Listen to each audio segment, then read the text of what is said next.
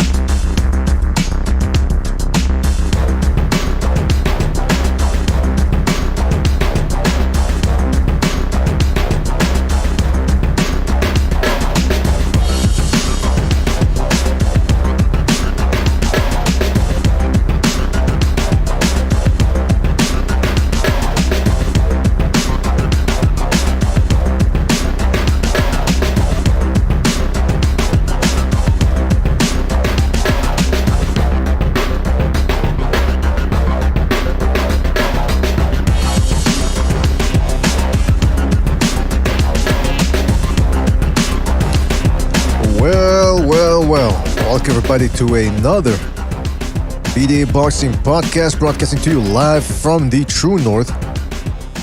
Yeah, it's your good friend Mr. BDA, flying solo for the moment.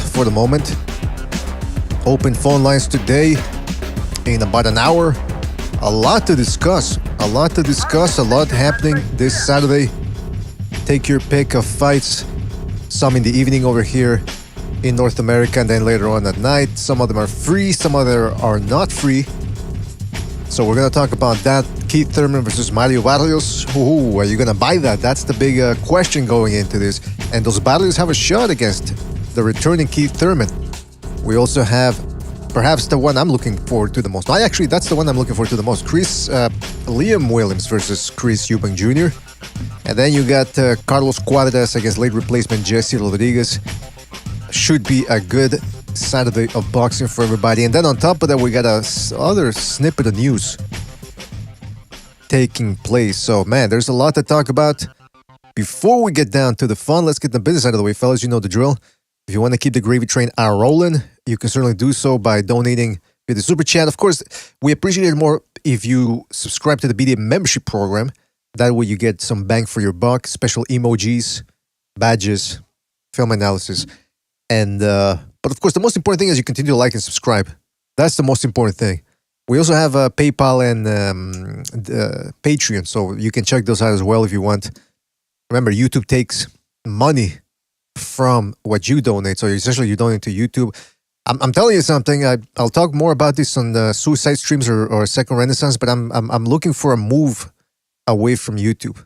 Maybe not with BDA Boxing necessarily yet. But with anything that's non-boxing, I mean, what's the point of staying on YouTube? I don't care if I got 3 people, if we got 3 people watching. So with Suicide Stream, we had 9 people watching the other day. I don't care. The conversation was fantastic. And so that's what we're going to keep on doing. But in any event, let's stick to boxing here. And, man, there's a lot going on. I got to tell you. So it's going to be a good show, like I said, in about an hour, opening up the phone lines so you guys can call in. Because I'm curious to hear what you guys have to say about Saturday's fight. Before we do that, shout out to Gonzalo in the chat room. Lucky Zim, What About Me? Del Boy, aka Blue Collar Sports TV. Check out his channel. And check out his non-boxing channel, Disturbed Reality.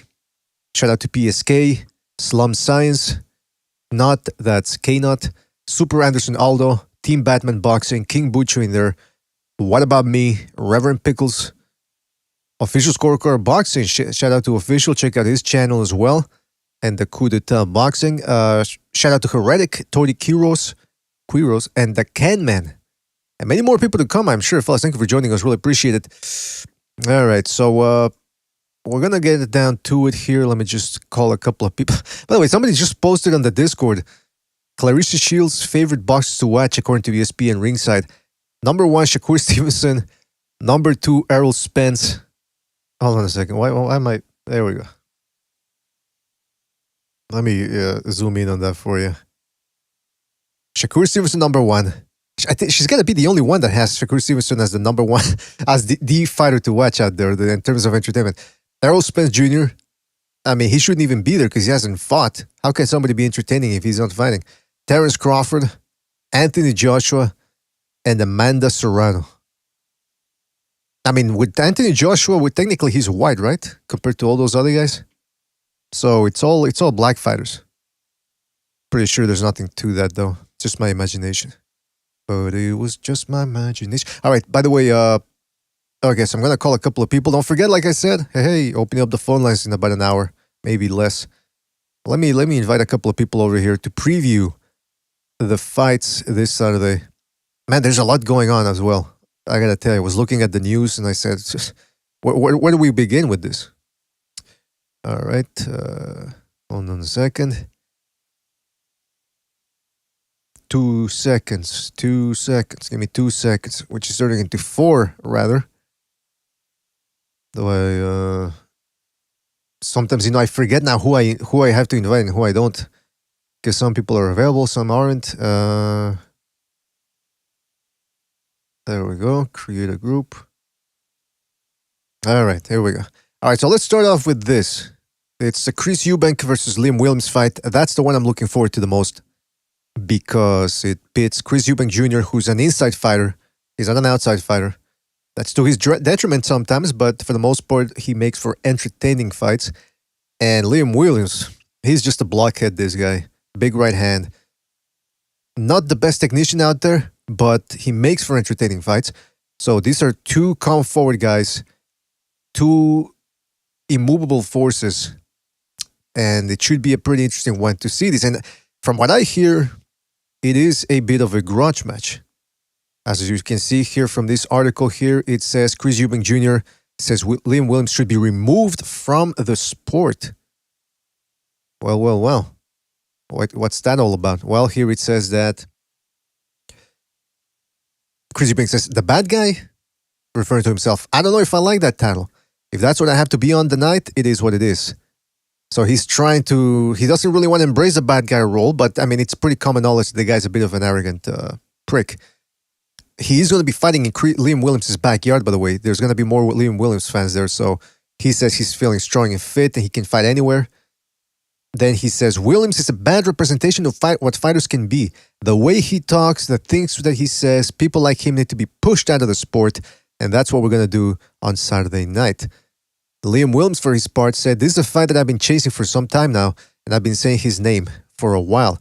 Then he says, from the moment I met him, I just hate the guy. He's not very likable, is he? They say a happy fighter is a dangerous fighter, and there's probably a lot of truth to that. A bloodbath, Liam Williams said, when asked about what we can expect, his blood. I mean, so he's being pretty candid about what he wants to do to Chris Eubank Jr. That again, not the worst trash talking I've ever seen, but neither guy really likes each other. All right, let's. I got Jimmy and Gonzalo here, guys. Thank you for joining us. Let me ask you something. Chris Eubank is saying that Liam Williams is not the type of fighter that you wanna have representing boxing, right? Because he's trash talking. But I remember from a couple of years ago, Chris Eubank is one of those guys that posts a lot of sparring videos, especially when it's him dominating. And he posted a video of him beating up a guy, another one where he's knocking out a guy cold. I mean, is this the pot calling the kettle black a little bit, or?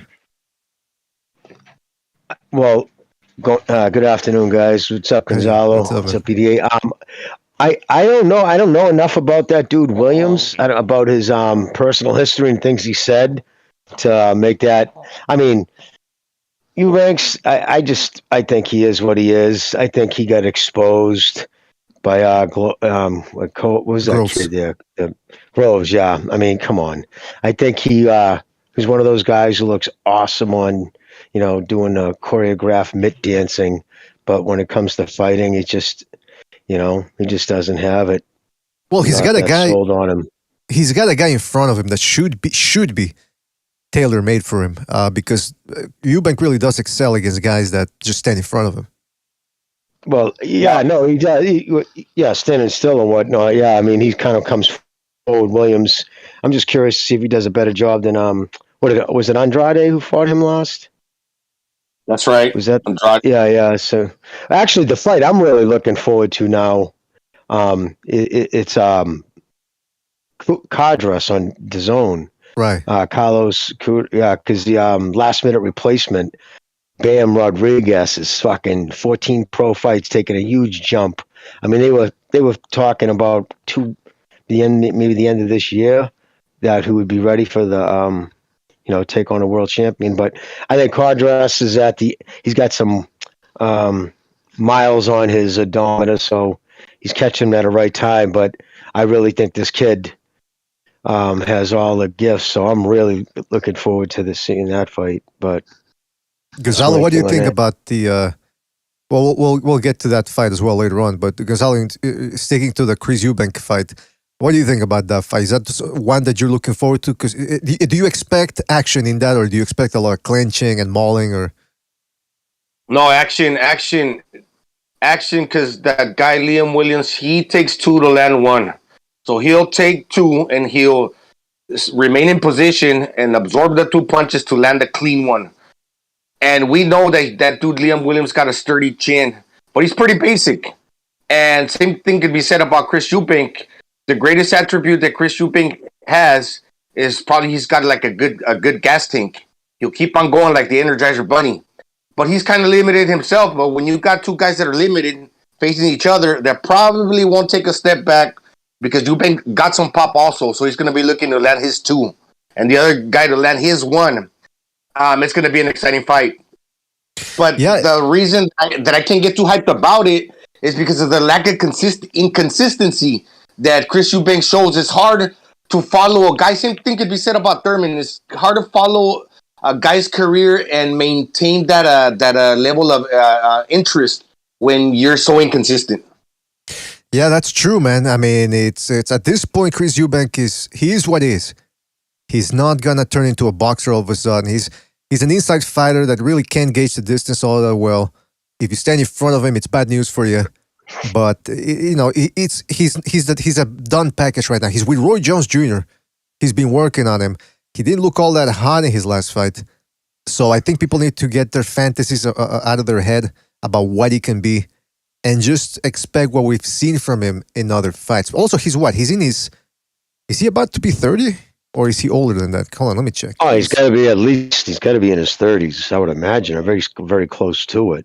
Yeah. I mean, I think Gonzalo was selling Thurman a little short. I mean, after all, he's on pay-per-view, so he's clearly reached a level of, boxing success that comes with that. Okay, I just wanted to put that out there. I mean, come on, man. I mean, that's the big. Yeah. He's on pay-per-view, so he's got to be a star, right? That's what he's trying to sell. But we're gonna talk about that too later on. And by the way, Chris Eubank Jr. is 32, so he's not old, but he's not a. He's about to he's about to level off in terms of his prime, physical prime, that is. But look, I like watching the guy. I think he's got some beautiful uppercuts on the inside. So that's why I'm looking forward to this fight. The problem with Chris Eubank Jr. is, though, and this is what I'm intrigued about this fight, is because he's never really fought a big puncher before. So most of the fights that he's fought, I mean, George Grove's not necessarily a big puncher. Yildirim, a big puncher, but against bums. Arthur Abraham really was the big puncher, the last really big puncher that he fought. And by then, Abraham had little left. So I'm intrigued about this fight. And if Eubank Jr. wins, I think he said he wants the winner of Murata Triple G. So, hey, they're already making moves down the line. So that's for that fight right there. I'm looking forward to it. The other thing I wanted to talk about. All right, so let's start, Jimmy. You brought up Thurman versus Barrios. A lot of people have been talking about, are we going to buy this fight? Are you going to buy this fight? This and that and that. I think I already know your answer. fellas, about this fight. But Jimmy, I'm just curious to get, because you've been pretty dead on with your predictions for these pay-per-views so far. So what do you figure this makes? This fight? Yeah, the event itself. Yeah. All right. Well, the event itself, because the undercard they have, I mean, I guess there might be one or two fights on there. Somebody said, I didn't even see, but I heard it wasn't that bad. Because I don't know what they're going up against tomorrow. Well, they're going against other boxing, actually. Mm-hmm. So, geez, I don't know, man.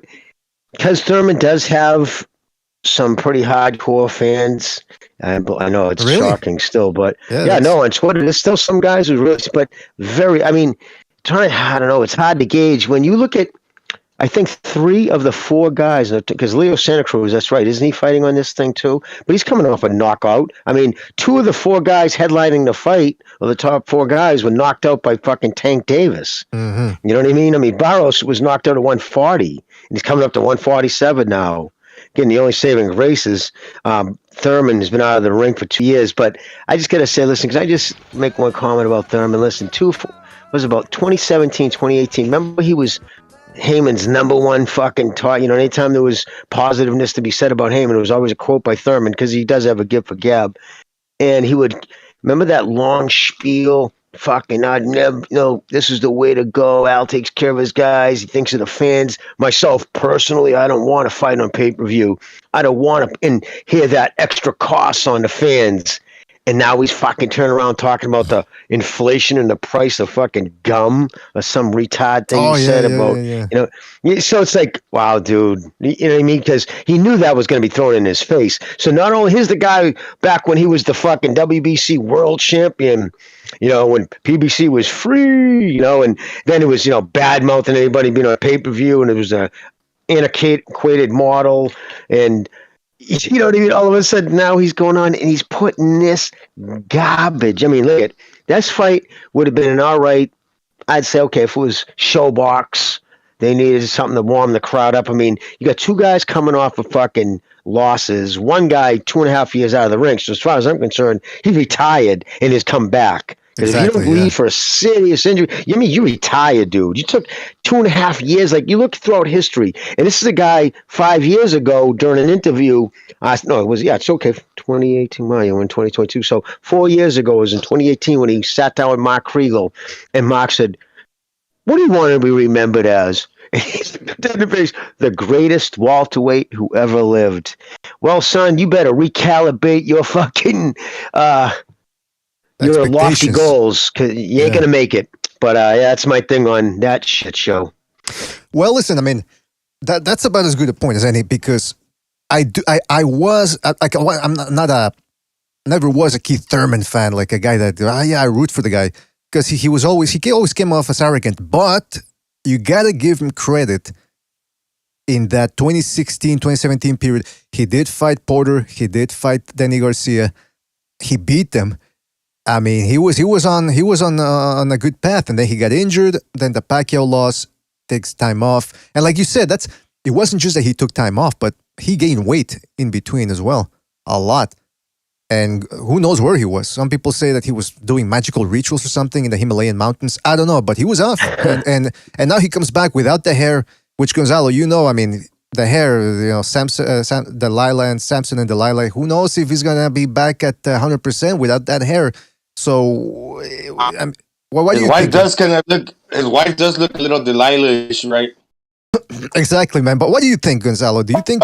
What do you expect from Keith Thurman this Saturday? Because people have been saying that they're not giving Barrios too much of a shot. They say, well, he got stopped by Tank Davis, so imagine what Thurman is going to do to him. But are they just remembering the best Thurman we ever see and not taking into account that he's been off for almost 3 years?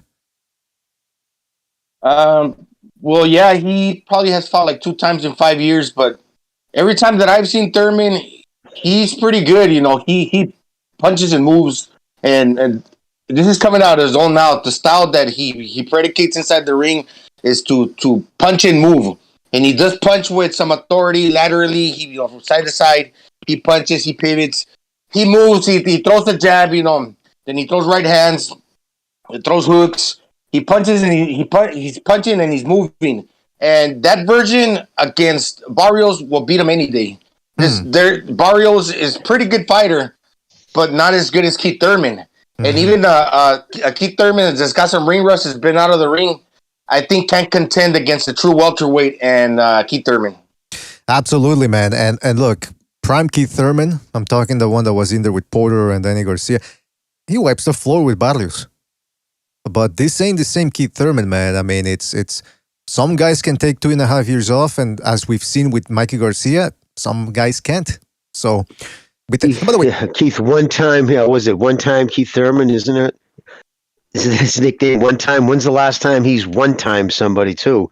Hasn't it been about since fucking Obama was in office? I mean, seriously, right? I mean, it's been forever since the dude actually stopped anybody.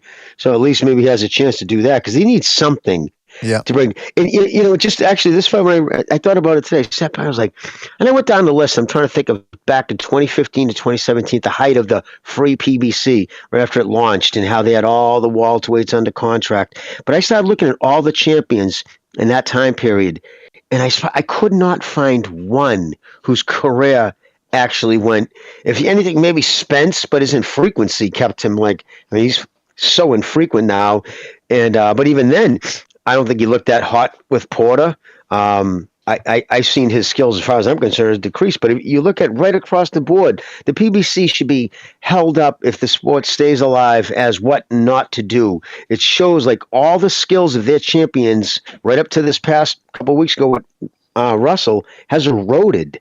You cannot do this sport part-time. You're either as a boxer, you're either getting sharper or you're getting duller. There's no in between. And to fight infrequently, and it's showing with all of them. Exactly. I mean, it's practice. Practice makes perfect. Activity makes perfect. And whether they like it or not, okay, fighting technically is not practice, but it is activity. And these guys that think that they can just take 2 years off and then come back and like nothing happened, like time stood still, that's not the greatest path to follow. Real quick, shout out to Michael Poe for his contribution with the super chat. He says, BDA, Mr. Bucho, happy days. Hope you're all okay, as well as the panel. Easter is early. All right, Michael, shout out to you, man. Thank you for your contribution. Really appreciate it. And I hope you're doing well as well.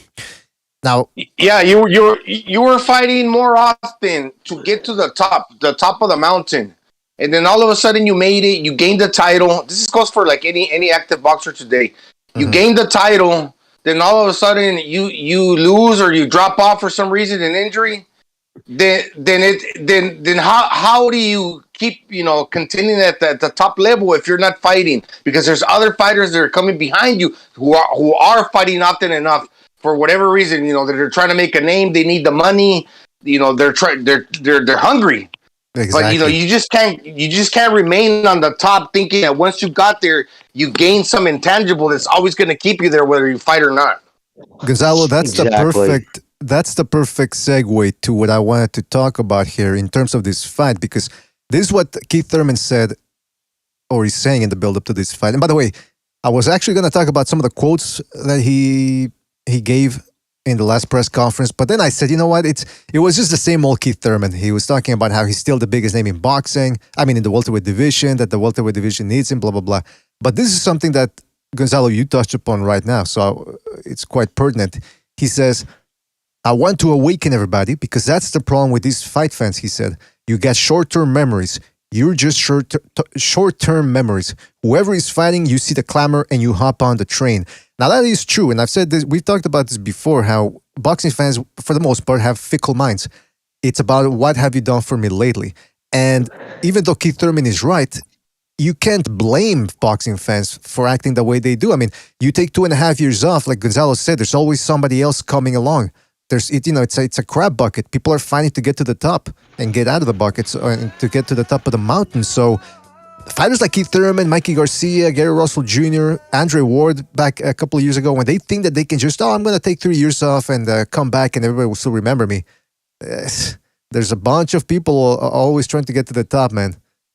So they need to keep in mind that staying active, not just for your physicality is good, but it's also for your Q rating, for your popularity. People forget, man. It's that we're we're living maybe in the sense of experience that once you made it to the top and you touched I'm not gonna say greatness, but you became a champion. That'll make you believe that okay, once you did it, that you belong. But just because you belong doesn't mean you can't fall off, and that for some reason you can't get back on the top. Because okay, you can't get back on the top if you're not fighting. Because you made it one time, yeah, that gives you confidence, but doesn't mean that you're always gonna make it again if you're not staying sharp. Exactly. I mean, it's good luck trying to find that old rhythm, first of all, or the young man's rhythm. When these guys come, I mean, he already almost got derailed prior to the Pacquiao fight when he fought Josecito Lopez and looked rather bad against the guy that he should have really stopped. If you think about it, I mean, Andre Berto stopped Josecito Lopez. Maidana did it. We expected Keith Thurman to do it, and instead he ended up running into rocky waters in the late rounds. Now, here's the interesting thing, what Thurman is saying. Now, this might be the delusional aspect of Thurman talking. He says, we're looking forward to staying active this year and the years to continue. We've got February, we got July, August, and from that point, you got December and January. Talking about the fight dates. Jimmy, is this even realistic considering the way the PBC's been going lately? He wants to fight 3 times a year. How's he going to do that if he's with the PBC?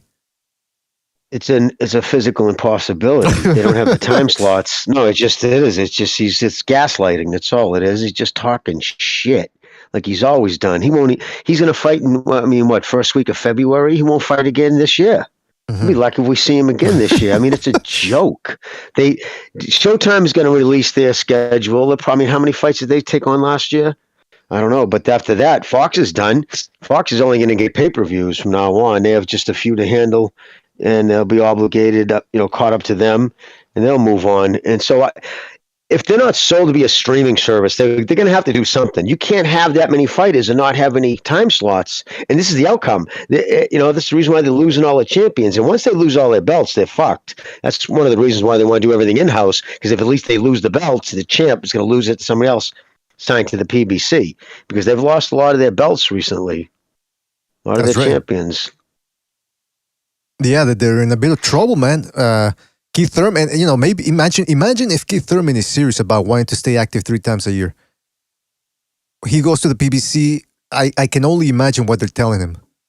No. Do you think they give him a stipend or something to hold him off? Or do they just tell him, you're not fighting 3 times this year, deal with it? Yeah, you know what? I don't even know. I don't know if he even has that relationship with Heyman anymore. I guess when you're on the outs with him, you're on the outs. Like, doesn't even you have to go through one of his schlackies like Watson. So I don't know, but he used to brag about how he would be able to call Al. That was his thing. I would meet with Al, because a lot of guys signed to him haven't even met him. You know what I mean? Yeah. Just, signed. So again, the whole advisor thing, you would think, well, how do you not meet your advisor? Because it's not a real thing. The advisor is just bullshit. He runs the promotional company, but this way he can get, he's not on the hook for money, but he gets his pay. He gets his 15%. I mean, think about it. Isn't that what the standard promotion? And he's just an advisor, and he's getting 15%.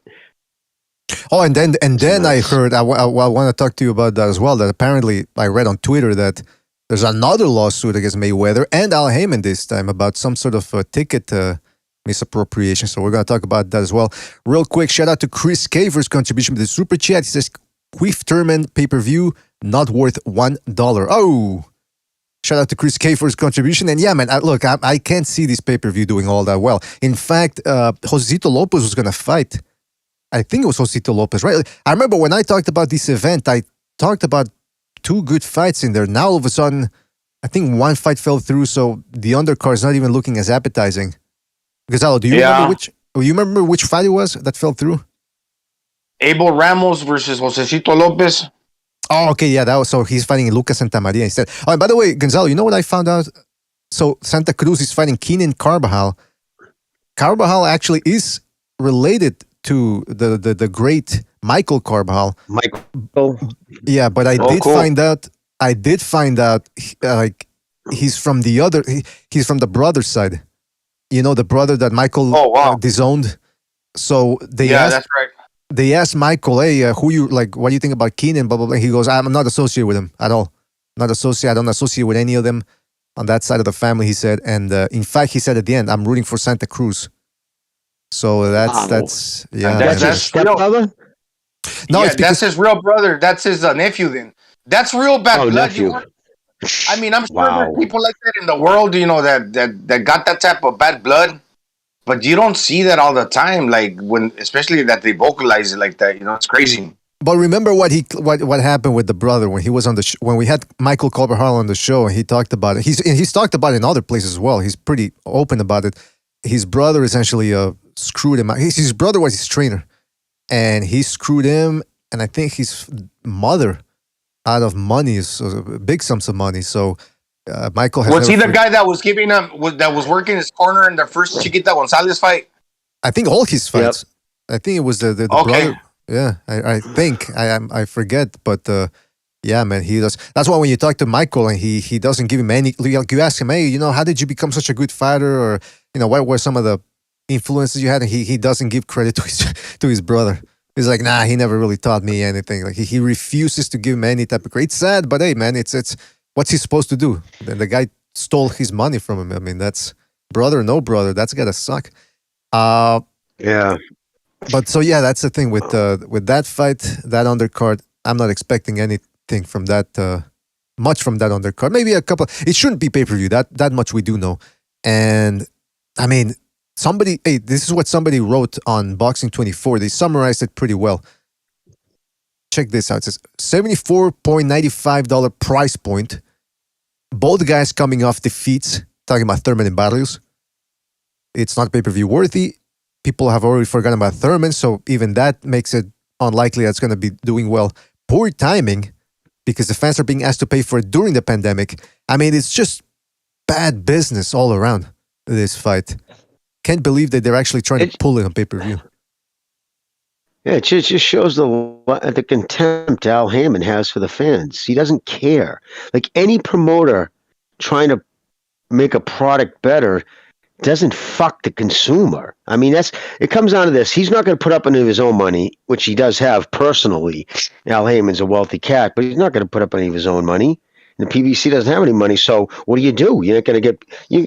Now he just fully expects fans to finance these trash things. I mean, honestly, I wouldn't believe it if they fucking put a gun to my head if they said this thing sold more than 50,000. I think honestly. I think it probably does the same. It's going to do worse than Tank's last fight, but it'll do better. It'll probably do somewhere between Victor Ortiz, not Victor Ortiz, Ortiz Martin. The guy who walks the earth like a god. Those two against in Barrio, not the Barrios fight, whatever fucking Davis's last cherry pick was. Not because, of course, now he's going to fight again. He's fighting on the one and only Rolly. Like, we didn't see that coming. Yeah. Yeah, and I wonder, too. But that one, I'm pretty sure they told him, hey, if these charges don't stick, we'll give you the next slot. Because he walked away too easy. If he was innocent, I mean, like he claims, you would have thought he would have put up a bigger stink. Like, fuck you, you're not pulling me this off. I'm going to have you fire me off this thing. You know what I mean? So he'll have grounds for a lawsuit. But he didn't. So that made me think that, Steve and knows, and them told him, listen, go clear this up and you get next shot.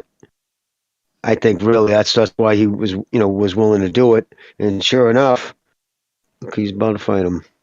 What's interesting too about that event is that Rolly Romero actually, like you say, he stayed pretty cool. So like you said, there's something fishy going on there. Maybe that's just the type of guy he is. Maybe he takes things in stride, and I mean I don't know, but it was bizarre. I will say this, Bo. When it comes to the Keith Thurman fight, he's a guy that throws a lot of looping shots. Derek Clark in the chat says Thurman's comeback kind of reminds me of Hayes' comeback. And that's an interesting thing because, like I said, Thurman is a guy that very fast, counter-puncher with power, kind of like David Haye. And what happened to David Haye when he came back against Bellew? Ended up injuring himself. Very fragile because of inactivity. The legs are gone. Yeah. So Keith Thurman's a guy that uses his legs a lot too. What if those are gone? In what type of condition are they in? Yeah. And what happens if he misses? That's how he generates power on the hooks, moving laterally, side to side. He gains momentum on the looping shots. Right. But he doesn't like to sit down in the pocket. Like, you have to sit down for, like, at least like the follow-up you got for a follow-up combination, or in the first combination you throw, you probably want to, like, if you touch the guy, if you hurt the guy, you probably want to follow up with the second and third punch, but you have to know, you have to be keen in knowing when you hurt your opponent. That way you can follow up and keep throwing leather. But he jumps on his bike as soon as he lands something hard. He decides to move, keep it moving, and that's a good thing. But it also can be a bad, because you have to jump on your opponent and stay pouncing on them in order to get the knockouts. And that's what he's missing, that element now. He just is too happy to keep it moving, keep it boxing. You got to sit down and bite down on your gum shield. And he's letting these guys live because he does have power. He does have power, and that would benefit him more. But he probably took a shot, like everybody says, where, he got a little too wary now to remain in the pocket. I also wonder how much the Pacquiao fight took out of him psychologically. Because you got to keep in mind, he's a young fighter, right? Or younger, 2.5 years ago. He had 2 wins. Again, like I said, a win over Garcia and Porter. He was a number 1 welterweight at the time. So he's going in against Pacquiao. He's probably thinking, look, I'm going to beat this old guy. I'm going to have the great Manny Pacquiao on my record now. And things are only going to get better from here. And then he goes in there, gets dropped in the first round, can't put away an old man, and he loses this. That's got to be, I think he never quite got back from that. It wasn't just the injury. It wasn't just, the wrist injury. No, I think it had to do with him losing. Happened with Hopkins too. Remember, every time 40-year-old Hopkins would beat young guys, they would just retire or, just take about 3-year layoffs because it seemed like that they were traumatized by losing to that old guy. So, I don't know. I think with Thurman, the same thing happened. And I'm very curious to see what's going to happen if he misses with one of those wild looping shots of his. Because, like we saw with, what's his name? Gary Russell Jr. You can throw all the shots you want, but if you miss, are your ligaments going to hold up when you're putting power on them? So it's going to be very interesting. He had elbow problems before too with his right arm, supposedly. I know he claimed he was in car accidents, but never put out any proof that was the case. I think it was in 2018 when they pulled out of a fight. Everybody was saying because it was weight issues. That was the rumor. But it was probably the same thing in this camp. I mean, his reflexes are going to be dulled. His timing's going to be way the fuck off because I don't care how much you spar. It's not the same thing as a fight, the actual fight. And you're going to see it. I mean, think about it. It was 2017 when he fought Danny Garcia. And that was, I'll say it till the day I die, a sloppy boo fest. Fucking, they were booing. The crowd was booing half the fight. Thousands of people were walking out before the fight was even over. It was terrible fight. And that was when he was much more active. And go back and look everything he's done. He hasn't done anything. I mean, he fought Porter, you know what I mean? And that was probably his best performance, but I don't know. Yeah, and a lot of people thought Porter won. Jimmy, some people had Porter win, did they? The Porter fight was in March 2016. We're in February 2022. So that means next month, 6 years ago. Yeah, he beat Porter before. 6 years ago. Garcia, I mean, that's right. Can you believe that 6 years ago, that fight? I mean, that's insane, man. These guys, I don't know what it is. They're taking their time, their sweet time. And with Barrios, the thing with Barrios, okay, he's moving up in weight. He seems like a pretty tall dude, so I don't know if that's too much of a problem for him. He's got some pop, but yet again, we haven't seen him fight at welter, this Barrios guy. But the thing that bothered me about his performance is that he was actually against, what's his name, Tank Davis, was that he was actually doing pretty well. He was doing pretty well, but all of a sudden, when Tank Davis realized that he needed to step it up, because Mayweather went to his corner and told him, "You're down," meaning that Barrios was doing pretty good. That's what I was seeing. And then when all of a sudden Tank Davis stepped it up a little bit, the other guy wilted. Barrios did. So too easily. Same thing could be said here. What do we know about Barrios' heart or the ability, to keep going strong if the other guy decides to pull it up a notch? Yeah, I mean, Akhmadaliev was putting it on him. He just didn't have Tank Davis's power. But man, he was pushing him back and beating him up in those late rounds. Thurman isn't that type of activity fighter, but he does hit harder. So we're gonna see what happens with that fight, man. I'm intrigued. Well, but yeah. Sorry, brother. No, I was gonna say, but plus Barrios before he fought Davis, how he was even ranked because he got a robbery. He lost to that kid that had 7 pro fights who landed like fucking 130 punches more than him. I mean, completely robbed the kid. He absolutely lost that fight. So I've seen the kid fight 3 times, and he's lost 2 of them. One clearly outboxed, didn't do nothing to impress me, and then he lost to fucking Tank Davis, who he's getting to the point now. He's a shell of what he was in 2015 or 2016 when he beat Pedraza. Yeah, so man. I don't know. He could go out there tomorrow and get fucking smoked. I mean, he's not the greatest fighter. Let's just put it that way, Mario Barrios. For a pay-per-view too, right? You can't even wrap your head around it. Coming from the days of, the closed circuit pay-per-views when you have to go to a bar. When they first came out, you couldn't even get them at your house. You had to go somewhere. Movie theaters, fucking bars would buy it, and you had to go to a place to do a pay-per-view. So it was kind of an event. You know what I mean? And it's just like, what part of boxing can't Mayweather and the whole PBC just turn to shit? Mayweather with his Protectio that's infested the sport to such a degree. You got guys like Andrade. Well, I can't fight you. You might actually take my O, and then I'll lose my spot in the Canelo sweepstakes. And now you got this fucking inactivity and putting shit on paper. This is a shame. Everyone's nonplussed by this event, and we'll see what happens. I don't know. Maybe I won't even watch it live. Maybe I'll catch it the next day or something. Shout out to Chris K, by the way. Why? If you catch it live, you're not going to buy it, BDA. No way, man. Well, Come I mean, on. I can't catch it. That's the thing. If I'm not going to catch it live because I'm not going to buy it. That's the thing, right? So yeah, that's a Sunday morning YouTube fight. Yeah, man. Well, actually, YouTube. It's I don't know if they can post it on YouTube. I mean, I'll see. See, that's the thing. I don't really care about it. That's the bottom line. To say, there's always a Russian. There's always a Russian channel who has them up. If not on YouTube, on Daily Motion the next day. Yeah. To summarize it, we might catch it on Sunday.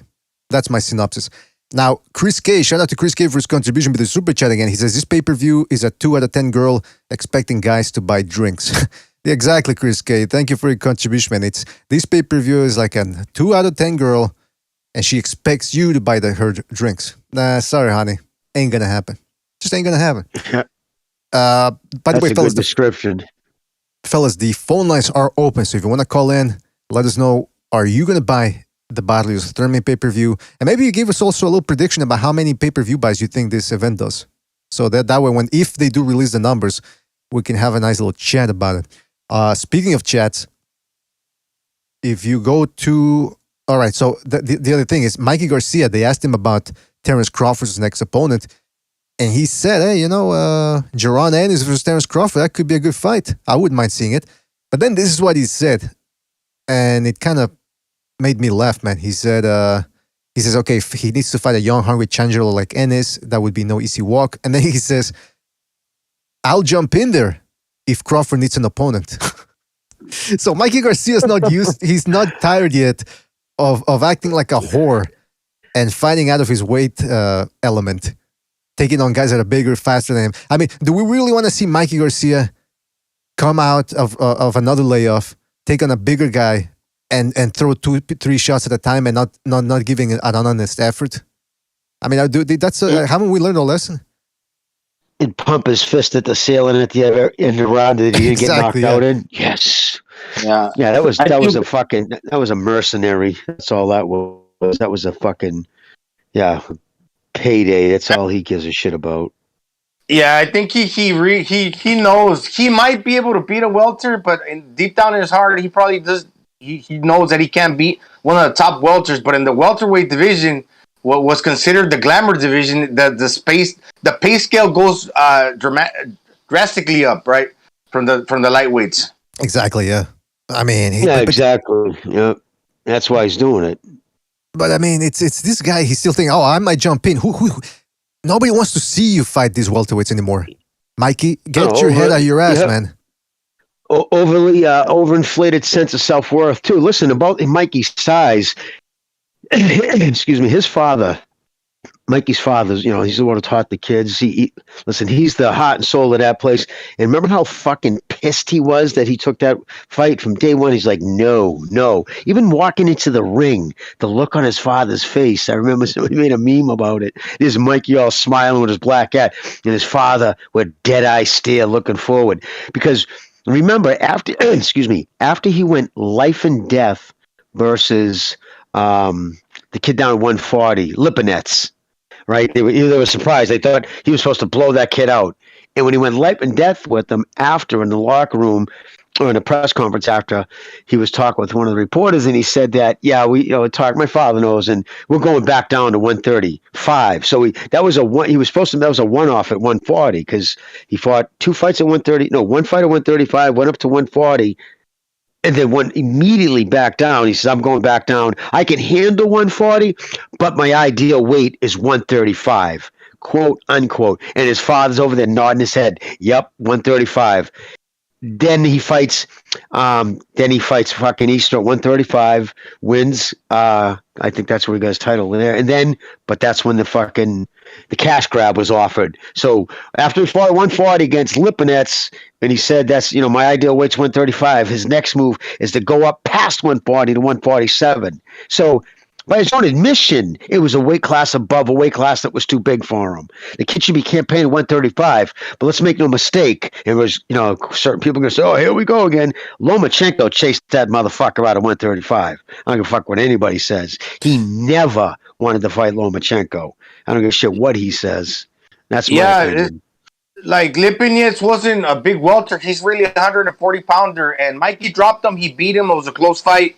Mikey's got power. But the big difference between fighting the Lipinets at 40, I think maybe fought on 47, but not a true welterweight, is that when Lipinets fought a bigger, like a real welterweight, that he couldn't take his power. Now that's welter power. He blasted him out of there. Fucking even when he shelled up to absorb Ennis's punches, Ennis broke through the guard. He was huffing and puffing, but still he put some power behind his shots and blasted through his guard. Yeah. That's the problem. Mikey's too small to fight against a real, actual welterweights. Well, because what Mikey Garcia is good at is precision. He's got power, and that parrying defense is pretty good. It's pretty spot on. That worked against lightweights and junior welterweight, like Jimmy was talking about. Like that was his limit. But the guy decided to chase the money at 147, and that stuff that usually works went out the window. But then that wasn't just the only problem Mikey Garcia has. He doesn't have that inner hunger. He can't take it to the next level when it was required to do. I mean, when he fought Errol Spence, look, okay, he was never going to win that fight. He was outsized, outskilled. Spence was longer, bigger, faster. It wasn't going to work. But he was content to throw one shot at a time, and Errol Spence would just take one little step back and then pop him with that jab. There was no urgency from Mikey Garcia. That lack of urgency is always going to be there. He's never going to change. He's that type of guy. He just wants to pick up a $10 million payday so he can go back to shooting guns in the mountains and try to become a cop again. That's it. When he fought Errol Spence, he was focusing a lot of his energy in being like keeping his guard tight, boxing responsibly. You can't really open up against a guy that punches harder than you if you're going to leave open spaces for you to get countered.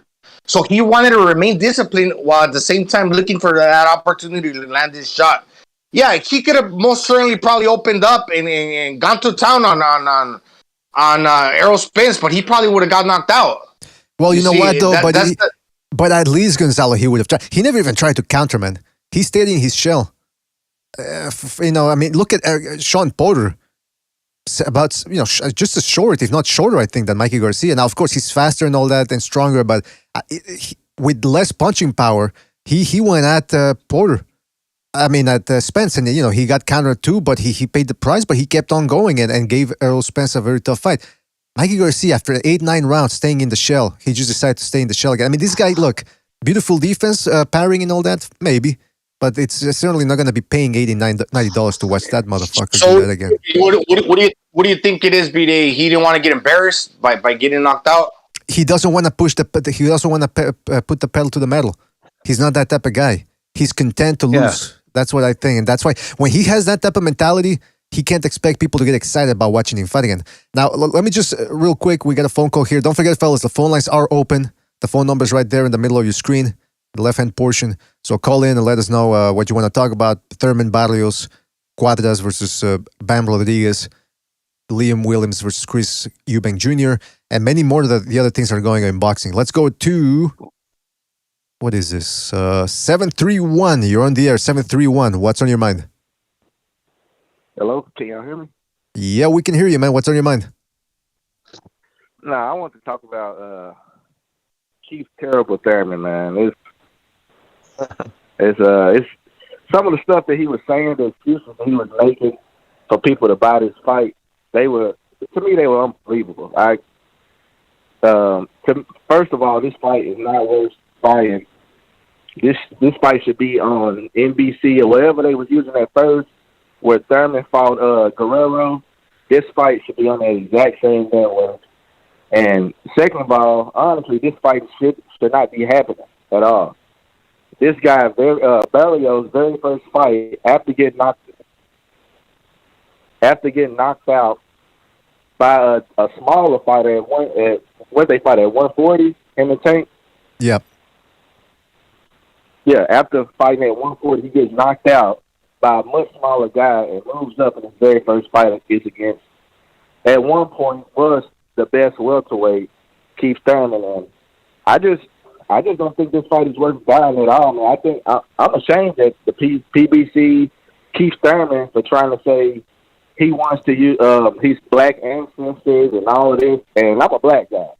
And it was terrible hearing him say all that kind of stuff, man, that people spend money on food and water and they can pay for the fight. And it was horrible, man. The way he's capping for this fight is ridiculous. Agreed. I agree 100% with everything you said.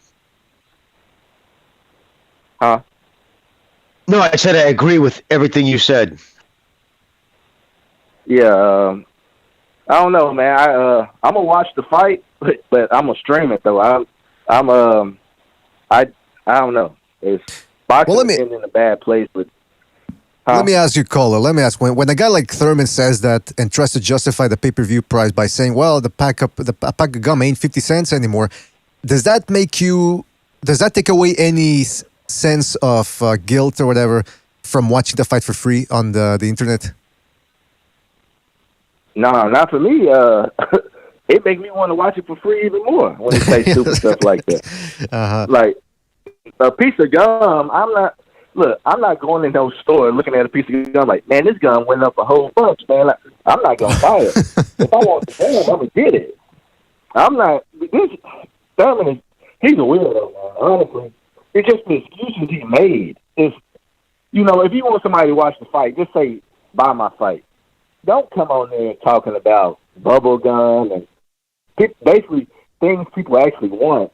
That we want to pay for basically $80 fight to watch a guy that's always injured and watch another guy that just lost. And basically both guys just lost, but one of them lost to a 40-year-old man. It's ridiculous, man. Hey, by the way, you said he's a weirdo. I remember, I think it was in the build-up to the Porter fight or the Garcia fight. I forget which one.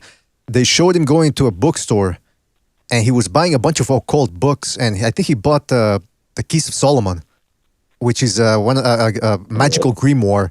And I'm thinking, look, if this guy starts putting into practice what's in that book, he's going to have another layoff. And guess what? I don't think he's going to come back from it. And I don't think anyone's going to hear from him again. What the fuck? This guy, he's playing around with magic, I think, or something. That's why I'm not surprised that he talks the way he does. Does that surprise you, caller, that he's that appears to be into magic, or? He's into something. And honestly, I don't know if it's that he's gotten older or what, but he barely even looks like the same person. He's like, when I saw that face-to-face, he looks like a different dude. He does, huh? I was like, man, he's all right, man. I don't know. I don't know. You know what, man? I think, huh? if I were inclined to conspiracy theories, which I'm not, I towed the part of the line, haha. I would say maybe he's a clone or something, or that they replace him with somebody else. Because you're right, he looks. He not only did he cut his hair, but I think he's actually losing hair in the front of his head, and he looks way older. He looks way older than 32, man. So yeah, you're right, man. There's something weird going on there. I don't know. It's kind of creepy now that you mention it. I can remember when he fought, who was it, Castro, when they fought down there in Florida. I can remember, man. To me, his downfall was when he fought Castro. I know that was before Garcia, wasn't it? If I'm not mistaken, and Porter, right? Mm-hmm. Yeah. I think, but they just exposed so much about him. And after that, he seemed like he just wasn't. I don't know. But to me, he ain't worth it at all, man.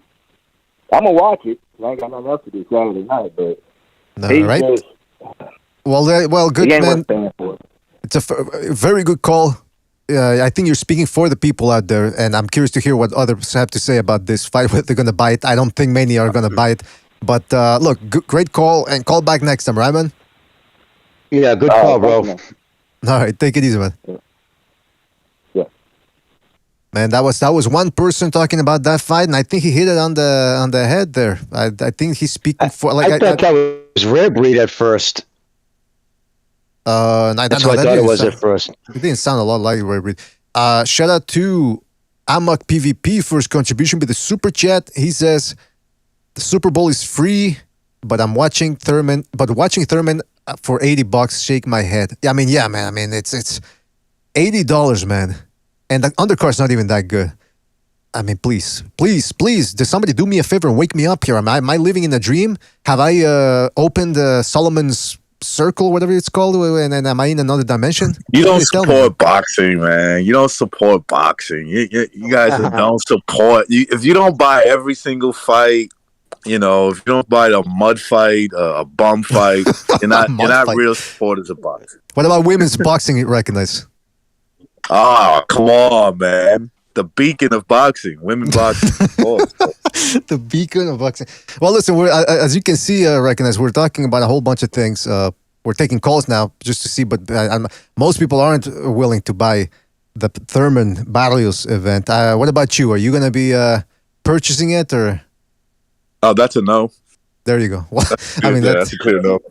I mean, not surprised, man.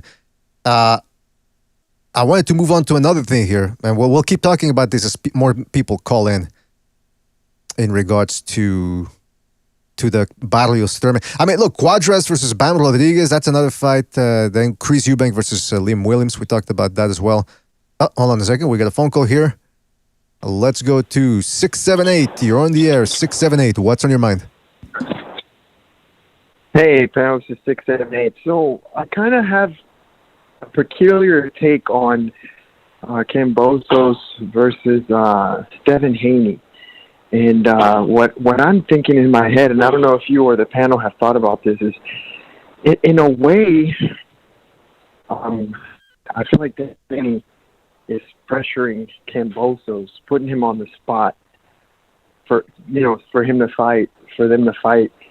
And I feel like that's almost like a strategy that is meant to be like to pressure Kambosos to not get paid as much money as he possibly could. Does that make any sense? I feel like I'm rambling. I didn't quite get that. Who's pressuring who in order to avoid giving Kambosos the payday? What? Yeah, I feel like Devin Haney, by the way that he pressured him in front of the camera. If you remember that interview, it's all of Haney's team, and they're sitting there trying to like pressure Kambosos to say yes, he's going to be that. Devin Haney's going to be the next opponent. I don't know. What do you guys think? Do you think that it's an interesting theory, or? I think I saw something like that where they're trying to like make it look like who else can you fight? Like at the lightweight division. There's nobody else you can fight. There's no guy named Lomachenko. There's no other good fighters out there. It's just Devin Haney. Correct. Great. And correct. And if they take that picture, then they don't have to pay him right? Because they don't have to pay him as much as if there was a bunch of like there is now. You know, there's the Eddie Hearns, there's Top Rank. So they're trying to, you know, I think they're trying to pull a fast one here on Kambosos. I used to look at it the other way. I used to look at it like, is Kambosos trying to duck? But even Kambosos says, yes, if it makes sense. I got to say I agree with Kambosos. I feel like they're trying to pressure him, trying to make him look bad publicly. And I don't know, just the other side of the coin, I guess, that I'm looking at. I see it the way he sees it, Jimmy. I mean, if Kambosos is in a position where there's two like big companies like, you know, Eddie Hearn, big promoters, Eddie Hearn, Top Rank, and he's gonna go for the best money. He should go for the best opportunity. Let's just put it that way, right? So if it's at home and let's say X amount of money that's just as good as the money on the other side, he should go with that. That's what he should do. I don't think he should be pressured as if, like, you know, well, if you don't sign this fight, it's like a duck. That, you know, if you fight somebody like a Lomachenko, it's not a really good fight. It's not a legacy fight. It doesn't. I think I understand what this guy's saying. Exactly. All right. So well, I was just going to say, I can't see Haney traveling to Australia. I'd be surprised. I know he said he would do it, but I don't know. That's a big ask to go out there for him. Lomachenko, on the other hand, would have no problem. Every fight he has is on the road because he's from the Ukraine. But he'll take less. I think that Lomachenko would be a lot easier to deal with financially because, again, to him, it's about the legacy. He wants the belts because he's smart enough to understand he gets the belts. Then he can demand the money he wants because he'll have more belts. I really believe him when he says he wants to unify the division. That's his number one goal, and you can tell by who he's fighting. I don't know. Is that Haney's number one goal? I don't know. I think if he went down there, he from the fact that he got rocked that hard against Linares, I mean, Caballos could stop him. So I don't know. I'd be surprised if he really went down there to take on him.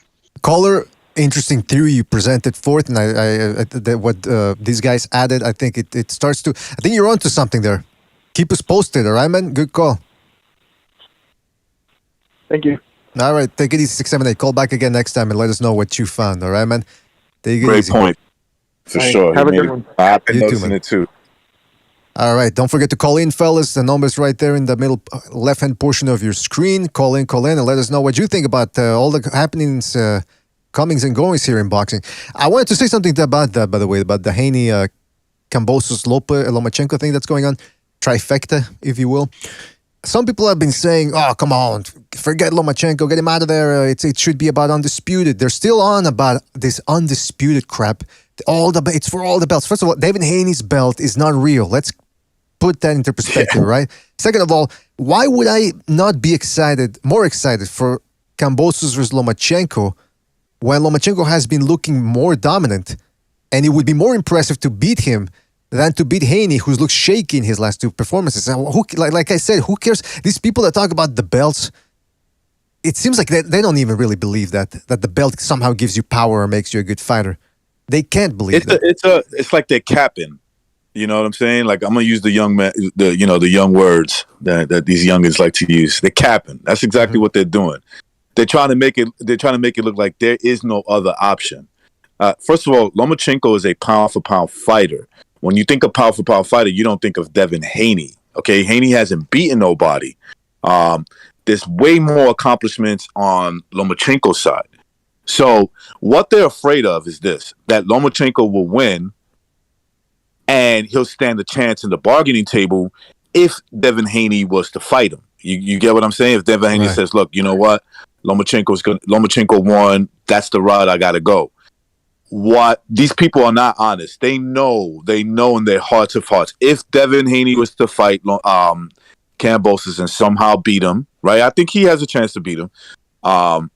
He won't fight. More than likely, he would not fight Lomachenko. He'll say, "I'm too big. I need to move up and weight." Do you know what? And not only would the Kambosos Lomachenko fight be easier because Lomachenko's willing to travel, it's just Lomachenko's willing to do most things the easy way. He doesn't, right, he's willing to do more of the heavy work.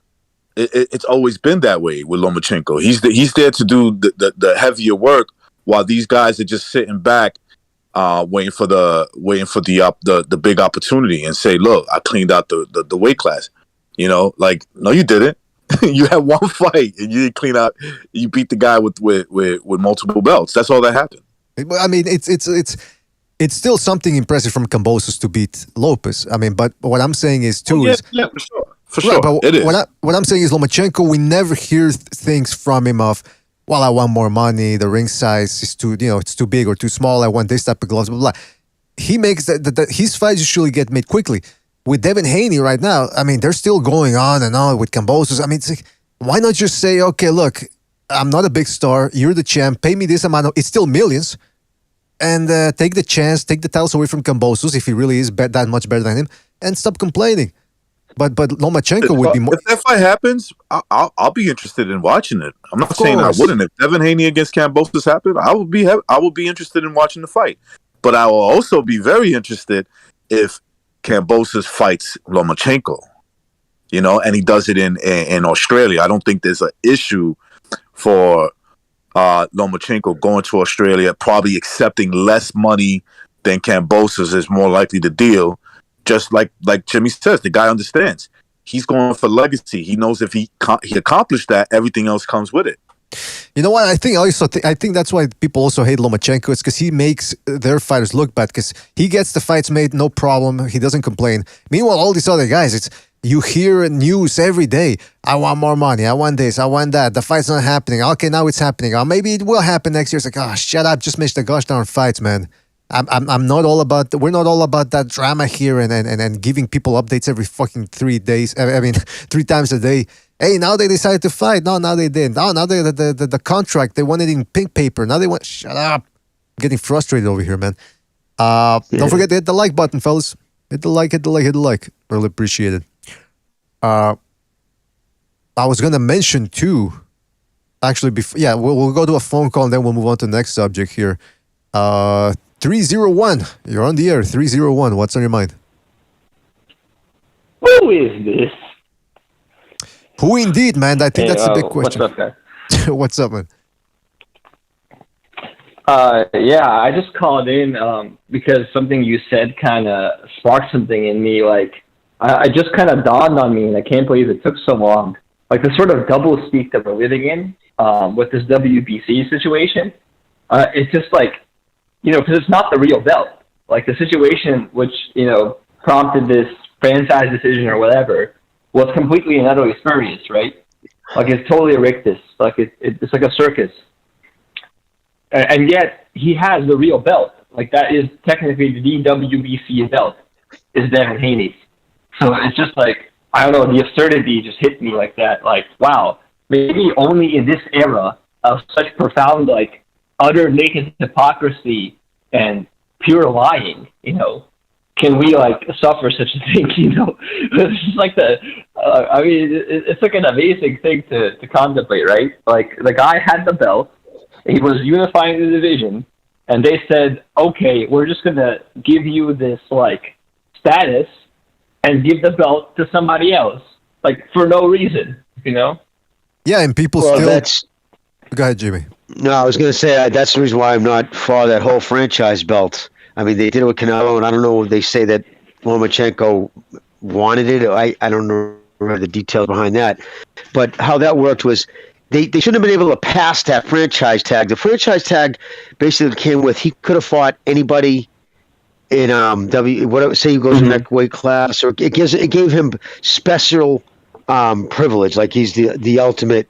But what happened was when he did that, give him a franchise tag, make him a franchise tag or champion, but don't make another WBC belt, because what he did, so by him becoming the franchise WBC champion, then Haney became the regular, but not in the normal sense of the, regular belt like they do with WBA or whatnot. So you can't transfer, you can't transfer that, should have transferred that franchise tag to Lopez. That shouldn't have happened. That belt was specifically for Lomachenko. That should have eliminated it. But see, therein lies the problem. So he fights Lopez, but you don't get the belt because we made a junior version, what instantly becomes the full version if I lose the franchise belt. So that's why I can't. Yeah, but that's what I'm saying. It's such like a mind-boggling thing. Even the language you're choosing to describe this, right? It's like it's the regular belt, but it's not the normal belt. It's like what does that even mean? You know, like I mean, I think it came out because No, I was going to say, watch Mario Suleiman, his interview when he was straight up asked, can you define the situation? This was last year. In the front, he went on this 2-minute mindless diatribe. He's just talked in circles, said nothing because he couldn't. I mean, if you're still yes, if you're still listening to what Mauricio Juliman is telling you, I gotta tell you, man, you're not too. What did you call him? Suleiman. I said Mauricio Suleiman. We're definitely gonna get canceled. No. I said Suleiman. Maybe I slipped up. Yeah, maybe I said something else because sorry, I'm drinking tea. Maybe I'm not pronouncing the names properly. But the point is, Mauricio Suleiman. I'm just checking you. I'm just checking you, young man. Listen, the fact that I cringe. I must have misheard. I cringe when people talk, go into these long discussions about Undisputed and the WBC belt and the franchise and this and that. BDA, these dudes are capping. When you hear them say that, right, as if this is okay. Look. As if it's the only fight. I'm not talking about people that are like, look, we should just get this out of the way. That type of, that type of talk when they say that. But mostly people that say that will say, I wish they would just get this cleared up, will not mind a Lomachenko fight. They're saying, look, if you don't make the Devin Haney fight, then fight the next guy, Lomachenko. You know what I'm saying? If you can't make that fight happen because Haney is not able to come to an agreement about going to Australia and the money, then give a chance to the other guy. These guys are making it sound like it's just pathetic. In my opinion, it's pathetic capping to the worst. Oh, you can't if you don't fight Haney, everything else is just bullshit. As if Lomachenko is not in that weight class. If Lomachenko wasn't in the weight class, then I would say yeah, maybe. You know what I'm saying? But the guy's in the weight class whipping ass since he lost to Lopez. He's been looking really good. Like I don't think he's lost a round or even a second of his last two fights. So like, come on. Yeah, come on. If the guy can't, if they can't work it out, if they go to Lomachenko and Lomachenko's like, whatever you want, just be fair to me with the money. I'll be over there. And he takes the fight, then you're telling me you're telling me these fans are not gonna be excited? If they say no and they have a problem with that, they're fucking just they have an agenda. That's all. Yeah, I definitely feel you. Like I guess why I'm really bringing this up is like I don't know, it just highlights like this. I don't know, it's myopia, like the just utter stupidity. Like because at least with like the WBA as like obviously corrupt organization that is, right? You can still follow the plot line a little bit. Like, yet they have two different titles, and one gives them, the ability not to fight their mandatories or whatever, so they can unify, supposedly, right? At least on paper, there's a reason. This franchise thing just came out of nowhere. It was like a mandatory situation that should have been easy to square away, right? Like, I think it was just in between Loma's fights. I forget who he fought before Lopez, but it was in between that and the Lopez fight this whole situation happened. But it just seemed totally out of the blue. Like, what was the point? Did they think they're going to make this huge star out of Devin Haney by giving him the belt? Like, from my view, and from just anyone I talk to who's casually aware of boxing, that it just makes a lot more sense to allow Loma to unify, or Lopez or whatever. Then there's one guy, and then if there's a guy with a profile, then his attempt to fight for the actual title is legitimized. But then we have this piece of crap situation that you just give his opponent the ammunition and say you're not a real champion or an email champ, right? Like that kind of dismissiveness, it doesn't play well in the eyes of the fans. It doesn't make you feel like a credible threat, right? Which is fundamentally what sells fucking fights, right? Exactly. And to your point, I think that people also. Oh, go ahead, Jimmy. Well, I was going to say, man, I think we're all shitting on it, but you got to. I feel for Haney a little bit because, I mean, hey, he at least got the experience. You know, one of the greatest things is when you become a champ, and you know, for the first time they wrap the belt around your waist. I mean, I wonder if the mailman had a hard time buckling it because it's kind of. You know what I'm saying? I bet you it was. I hope someone took a picture of it, anyways. You know. So, anyways, just want to say that. Yeah. BDO, I hope the like zip ties that weren't in there, you know, so he didn't have to like cut through to me. Yeah. Oh, man. Well, listen, caller, great points. We do have to move on, but call back next time, right, man? Enjoyed your call. All right. Yeah. All right. Thank you. Bye. All right, we got Bucho dropping by. Bucho, you there? I see you've been very vocal. How you doing, Bucho? Okay. Good. How are you guys doing? Can you guys hear me okay, though? Because I'm wearing... I hear you excellent. I can hear you. Perfect. Great. I just want to ask this about Devin Haney, though. Okay, like, he has the WBC belt. I don't think he should be the WBC champion, obviously. Kambosos, in my opinion, is the undisputed champion. Okay, so let's say that Haney never won the WBC belt in another parallel universe, whatever. What would that tell you about Devin Haney? Because a lot of people consider Devin Haney, oh, he's a champion. He's this. He's not really a champion. So let's say that he didn't actually get the WBC belt. Well, like, who is this guy? Right? I mean, he's talented. He beat Linares, but it was a close fight. It was a tough fight. Yeah. He beat JoJo. JoJo gave him a close fight. He gave him a tough fight as well. He was supposed to, just dominate the guy, and you know, the fight started to get complicated. It started to get complicated for him. So, what is this guy? Who is this guy? He's just a contender, like these other guys. He still needs to become a champion. He's not a champion. Exactly, Bucho. You know what? He's not So it's because of this WBC belt. That's why he came over his head. He's like, well, I'm a champion. No, you're not a champion.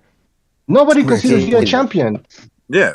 When I think of Devin Haney, I don't think of a champion at all. I think of just a contender with some talent. Exactly like that. A contender with some talent and a guy who hasn't proven much. Okay, he can beat the Jojo Diaz of the world in a tough fight. Not a easy fight. He could beat Linares, who I thought he was pretty much beating him for the first 9 rounds, got clipped, had to survive the rest of the way. He's able to beat an old Linares, right? But there's nothing that jumps out at him. And look, and if he gets his opportunity, if they work out a deal, I'll watch the fight. You know what I'm saying? I'm not saying that I won't. Right. But if you don't, if Haney thinks that there's too much, the money's not good enough, and going to Australia, and he can't do it, and he bows out, and then Lomachenko takes it. What's wrong with that? Like, these people, and I've seen some people in the chat, they're just like, they caught up in the Matrix, sort of like this whole thing that he has to fight him in that order. He has to fight Haney. Which Haney's a nobody, let's be honest, right? Haney's not a household name. And then Lomachenko, meaning that if they don't work out with Haney, that's somehow a duck to go fight Lomachenko? You guys are stupid. Why they're dismissing Lomachenko? Because he lost. Because Lomachenko lost against Teofimo Lopez. All of a sudden, like, well, he's at the bottom of the bottom of the rankings, and now it's Haney's time. Haney's time to shine. Like, what has Haney done? Okay, he fought Linares, like I said, but he was supposed to beat Linares, right? That was the point. He's fighting a veteran. Yeah, go ahead, Jimmy. Well, no, he's got all the trappings, bro. It's not just a belt that was emailed to him. You know what? I mean, because if it was off to me, I honestly, if I was him, I should have said, because he must have known the shit he was going to get. You didn't fight anybody for it. And on top of that, I didn't even have him fucking ranked that high that he should even got that, because at the time he was given that was even before the Linares fight, wasn't it? So, like, really, what did he do to deserve it?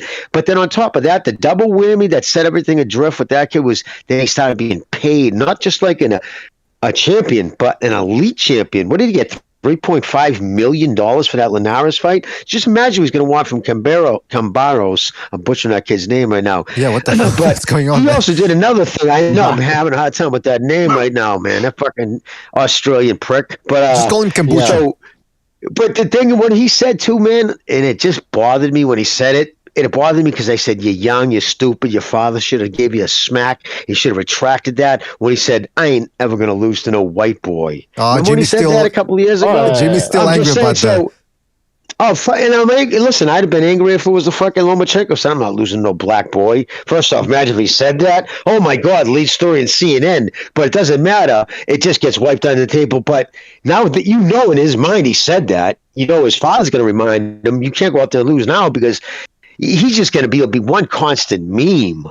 I mean, but you know what? So like, why did you know what I'm saying? So there's a lot of things about this kid that he said that was abrasive.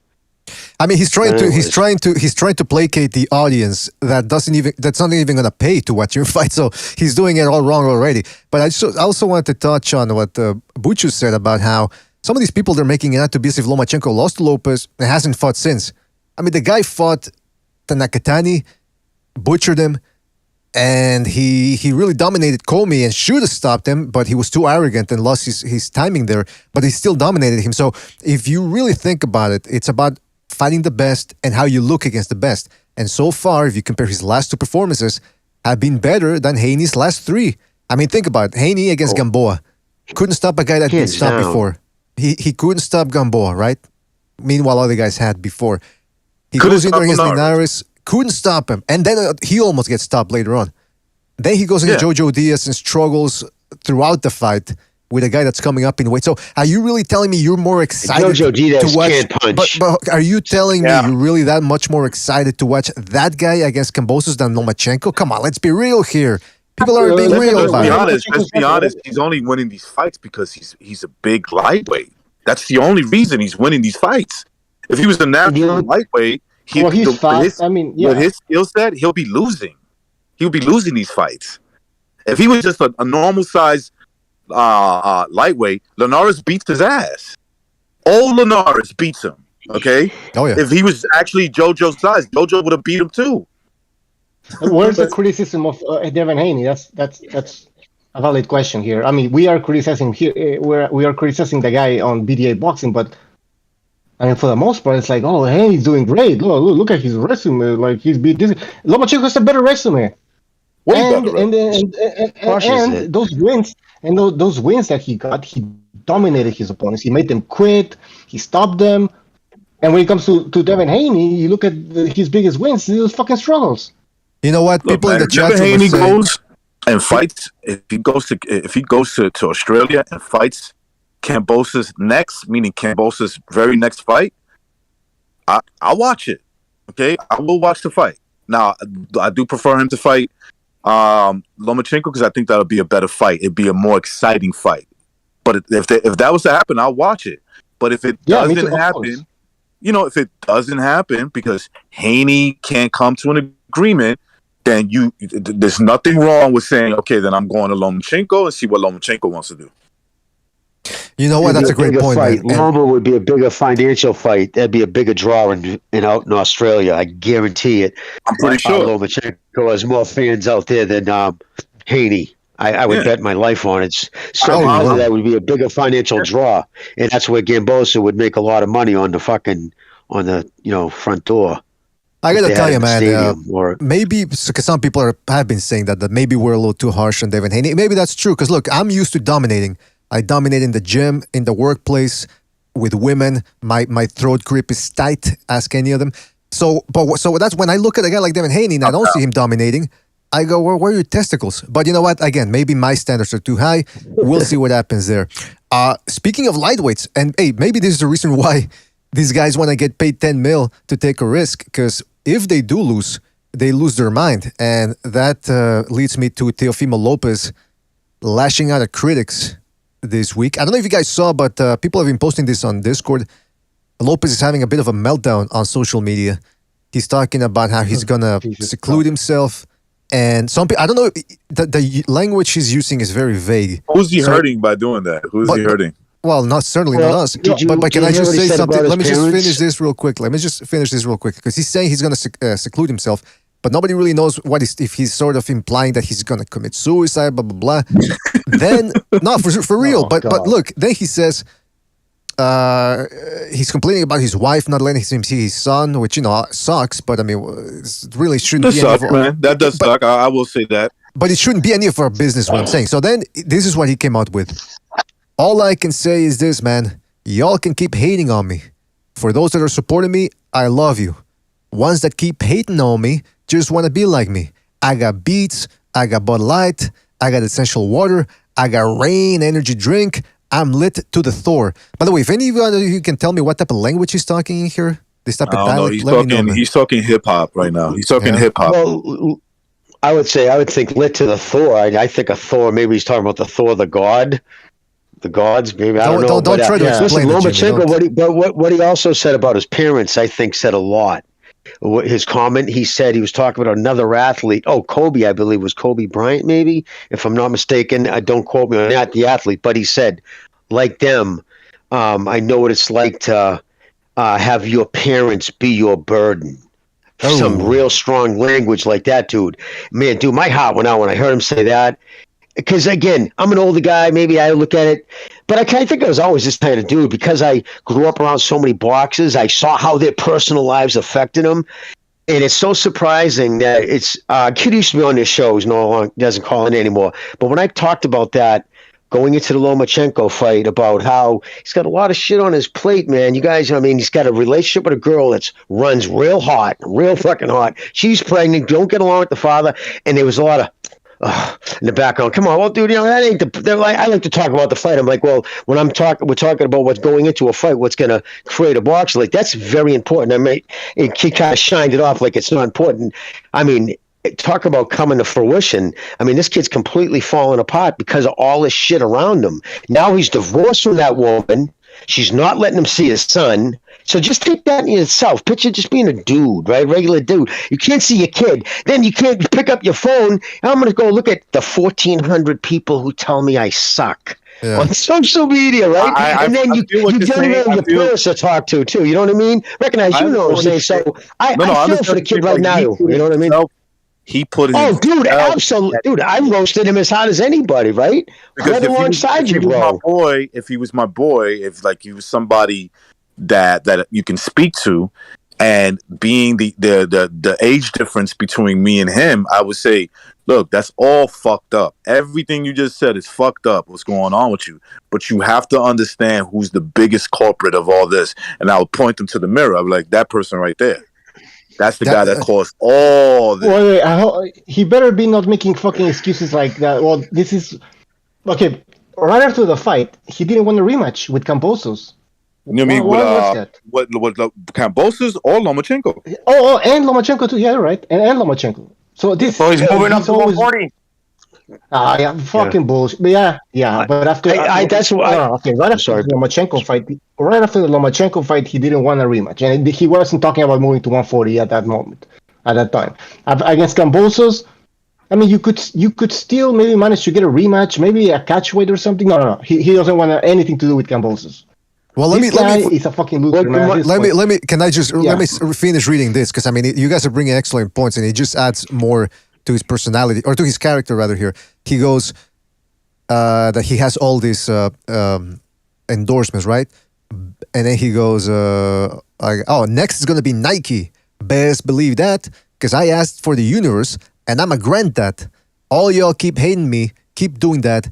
Give me that energy, gives me that energy.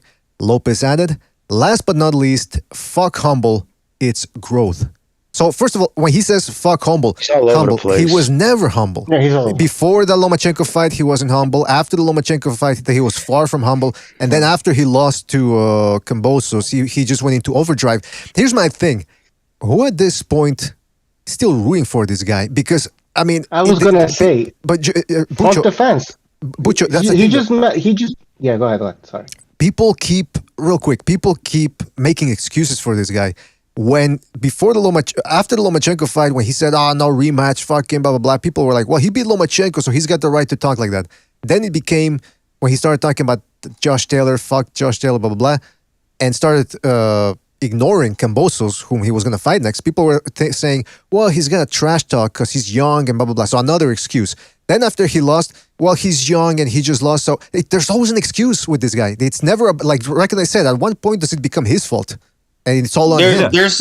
There's a few things that stick out at me, man, that are more glaring as far as like let's leave the personality aside.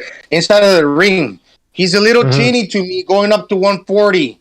He loses a little power. He probably retains it, but he's not gonna be the one punch knock you out type of fighter that he was at 35. He's a little teeny to me. Then that area, when I saw the video, just like Steve Kim pointed out, that area around the eyebrow is really bony where it's susceptible to cuts. Like he did get cut against Cambosos. So if you look at those things, as far as like boxing wise, there's a few things that stick out to me. I don't know about you guys. Yeah, no, you're right. Can I step off? I was going to piggyback right off that because the size plays a crucial role in all this. One of the things that made him a dominant force at lightweight was his size. Remember when he was in the Lomachenko, how wide his back looked? Right? So it was his size, but not so much his height. Okay, so it's a combination thing. No matter what, with the kid again, that same kid who used to be on the panel would say that, no, man, I talked to his father. He's a great guy. He's plenty of weight. No, that's not an issue. Every fucking other day coming out of his camp was how they were killing it to make that weight. It was real rough on him. So going into the Lomachenko fight, the reason why right off the rip, no more fucking, I'm not doing a rematch, because he knew how rough it was to make 135. I think he was going to be rough again against Cambosa. I think going into that fight, he knew it was going to be his last fight at 135, right? And he was trying to get as much money as he could because, like, right to our boy just hit it right on the head. He's stepping up to 140. He's not going to be the dominant force that he was projecting to be at 135 or 140. He's just not going to be. Especially as a counterpuncher. Exactly, brother. He's not going to be. And so I think we actually sad, but at 22 years old, we saw the best of this kid again. It's when you're the person who's supposed to look out for you more than anybody, your father is the one constantly giving you stupid advice, right? And then you become almost a parent to him. So yeah, he's dealing with a lot. Doesn't mean I still think he's a knucklehead for everything he did. It all started when he took that long to sign that easy to make Cambosos rematch. I mean, that fucking mandatory. He could have dusted that off in 90 days after that Lomachenko fight because he really didn't get much fucking, heat, no damage during that. So he brought all this shit on himself and he's painting himself in a position. And yes. Do you think he's going to have doubts? Do you think is going to have doubts about it? That's because of a loss? Because that's the thing. He finally got lost. All over the place, brother. Yep. And now his mind's just wandering all over. He's all over the place. He's just having so many doubts. Like, can I actually make it at 140? You know what I mean? Oh my. When you start talking like that, he sends out, man, feel bad for me. I'm going through all this bullshit, all these people, and then fuck you, I'm not humble, I'm going for the word. Dude, I always said I thought he was a manic depressive, like a kid who goes up and down real hard, but he's so like fucking spiraling hard. He can't even put out one statement without being all over the place. So yeah, he's definitely doesn't, obviously, he has impulse control, you can tell, and he doesn't listen to people. I guarantee that. So because he's always been around someone like his dad. So he doesn't have anybody. It doesn't seem like anybody's in his corner to make him smart and the fuck up. He doesn't want to listen to anybody when people who've been in the business for years. Because you don't think Top Rank, you don't think people over there have told him you should maybe step away from your dad. You know what I mean? I guarantee you someone said you should fucking find yourself better people. This kid needs really a sports psychologist, if not a straight psychologist, before he fucking does anything else, or he's going to be a shell of himself. He needs to be sedated. Sorry for the look, man, it's okay. But look, listen, I none of us here wish him ill. Hope he gets through this whole thing. But when people try to defend everything he does and always try to justify, he's young. Look, he's not a kid. He's 24, 25? I mean, at this point, he should really try to stop acting this way and just try to get the help he needs. That's really how you summarize this whole thing. Or maybe stay away from the internet. Nobody's forcing you to be on the internet, so you don't have to see the bad comments. That's the one thing that you when it comes to like social media, that's a choice thing. If you don't like what's being said about you, then don't be on social media. You know what I'm saying? There's going to be people that like you and they'll defend you, and there's going to be people that don't care about you. You know what I'm saying? What's up with these two kids, man? Who's worse, him or Ryan Garcia? Man, they're right now they're pretty even. They're pretty even. Yeah. You know, I like Teofimo better in terms of fighting, but in terms of attitude, they're pretty much the same. You know, recognize you're Teofimo 100% right. I'm sorry. Teofimo I was just saying you're right about that. Go, Vucho. Sorry. Yeah, Teofimo, because I know we have fun call there. Teofimo Lopez, all he needs to do is, and I know it sounds simple, just go to the gym, start training, and get in the ring, and then show everybody, that we're all wrong and that he's back and then he can dominate still. That's it. Why all this fucking drama? Exactly. Why? He seems to enjoy it. That's my take. But I don't. There's something.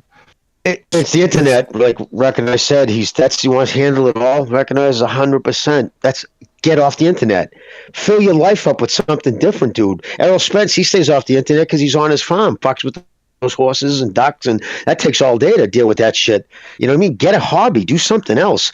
Don't get on Twitter. Don't go on Instagram. I mean, the fuck? Because he's obviously the type of person some people can do it. BDA's the type, I think if I get that type of personality that he could read something and just it'll upset him, but he'll store it and, he'll wait for. And then there's more people like me, like Fire, like I don't want to read terrible shit because I'm that idiot who's going to start, fuck you fuck. You know what I mean? Because it's just my instant reaction. So I would be the worst person if I was a professional fighter to go on Twitter. It would ruin my day. Because I'd be fucking arguing with fucking knuckleheads. Just take it out on your dog. It makes you feel better, man. Trust me. Man. Real quick, shout out to Kent S. in the chat for Super Chat. He says, good show, guys. Gonzalo is my favorite. All right, Ken, thank you for your contribution. And I'm not surprised Gonzalo's your favorite. Everybody's... Gonzalo's the man. That is right. Let's go to a phone call here. Let's go to 214. You're on the air. 214. What's on your mind? Oh, what's up, guys? How you doing, man? I was listening to the show while I was on my computer. Yeah, and I heard you guys talking about Teofimo.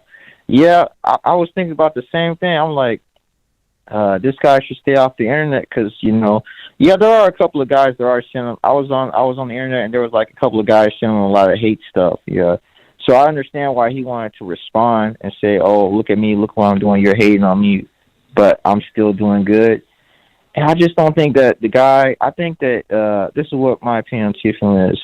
I think he's a little bit immature and he's a little bit emotionally, how do I say, not emotionally unstable, but he's easy to get to him emotionally.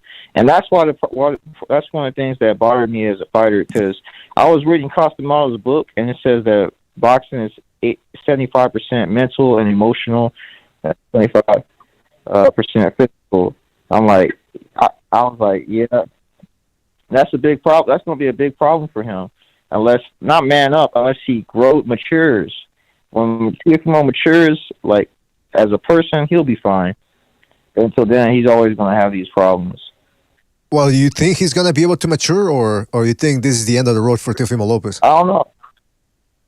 I never say anything like it's the end of the road. You have to wait and see because you never know. People in boxing rely too much on references. We don't know how his story's going to go. We gotta wait and see. You're absolutely right. It's kind of it's a risk to predict where he's going to end up right now. But look, he's still very fast. He still has a lot of strength. Yes. I do think that he should leave his father, though. People have been saying who he should train with. I was going to make a video. I was about to talk about this, but this is what he should do. I think he should actually train with, what's that guy's name? Ismael Salas.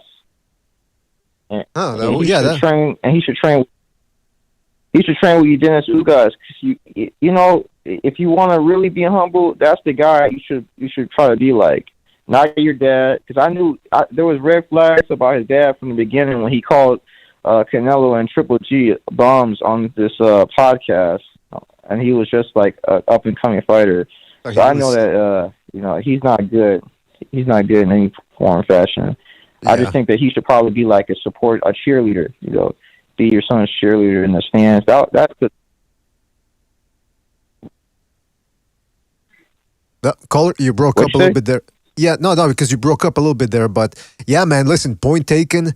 delusion seldom makes anybody a better person or better at their job, their craft, whatever it may be. So, man, hopefully he changes trainers. And like other people have said, he doesn't necessarily have to change trainers. He can still keep his father in the corner, but he just tell him, look, listen, you're not the head trainer anymore. You'll be the second assistant, and somebody else will be calling the shots from here on out. That's it. I mean, yeah, but dude, his father's so toxic that wouldn't work, bro. His father would never relent. It would always be arguments at the camp because he wouldn't be able to stand there and let somebody else tell his kid what to do in front of him. Like he'll always be trying to talk bad about the dude. It would be just so much drama because his father's like I'm telling you, his dad's that guy, that relative people don't invite to fucking funerals. Don't tell him auntie died. Seriously, like he's that knucklehead will argue with anybody, but that's my thing on him. No, you're right about that too. Yeah, he's in a privileged position because his son's a fighter who's already became champion. He should probably just take a back seat like Virgil Ortiz's father and just learn. I mean, it doesn't mean that he doesn't know anything. He knows some boxing, I bet, Teofimo Sr., but he at the elite level where there's fighters that are way better than a lot of fighters like that you ever met, like when you were coming up, and then you're competing against these guys. You probably should just take a back seat and learn. Yeah, but exactly. that like Jimmy said, he doesn't have that type of character. He want to be allowed to. He's a narcissist too, man. Teofimo Lopez Sr. The way he talks about we went in there, we beat him, or I went in there, I shouldn't have taken the fight. Like, I shouldn't have taken the fight. You're not fighting, man. You're telling your kid what to do as best he can, and that's it. You're not fighting, man. Get that fucking thought out of your head right now. He's living vicariously. He talks like that to let everybody know he controls everything. That's just his language. When you hear him say that, I shouldn't have let him do that. I knew I kept us down at this way too long.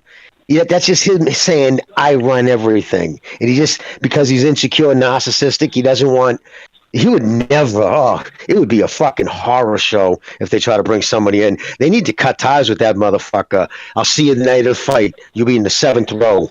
Just foul out back where I don't have to fucking hear you. But what are you Jimmy, what are you trying to say, though? I don't get it. You're saying get rid of him as in make him disappear? Yes, get rid of him out during camp. Gone. Oh, okay. Camp. Talk to him on fucking Sunday, and if he starts bitching, you start bitching, I'm hanging up. You know what I mean? But you can't.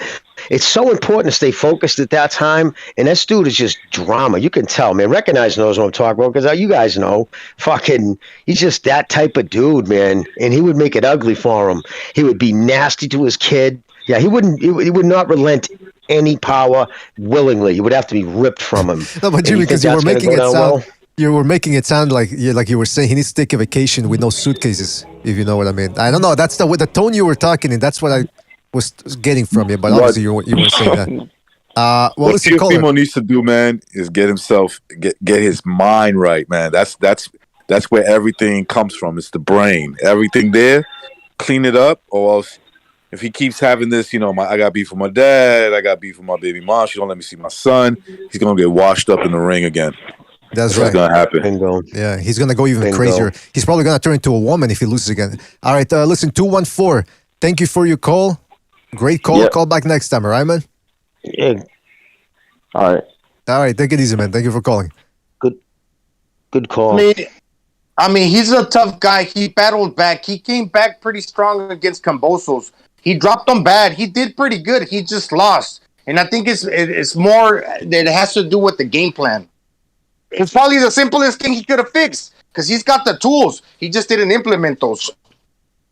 That's right. That's a good point. Yeah, it's not like Cambosos beat him throughout the whole fight.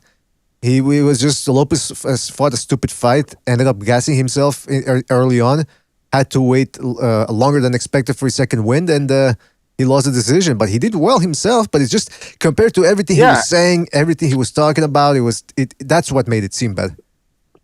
When you're weight trained, you get weak in those later rounds, man. Your power diminishes hard when you're weight trained. You're emaciated. It's crazy how much that affects your punching power. Yep. I think that's why he's so dangerous in those first few rounds. But after that, you can fucking his power goes way down. So he'll gain his power 140, like Gonzalo said. But it's all the things Gonzalo said. Sorry, Gonzalo, you were saying something? Well, it's like when he dropped them in the 9th, I think it was the 9th, not the 10th. I think it was the 9th. Could have been the 10th. When he dropped them, one thing to do is probably like if the dude gets off the canvas, don't try to go for the kill with like power punches.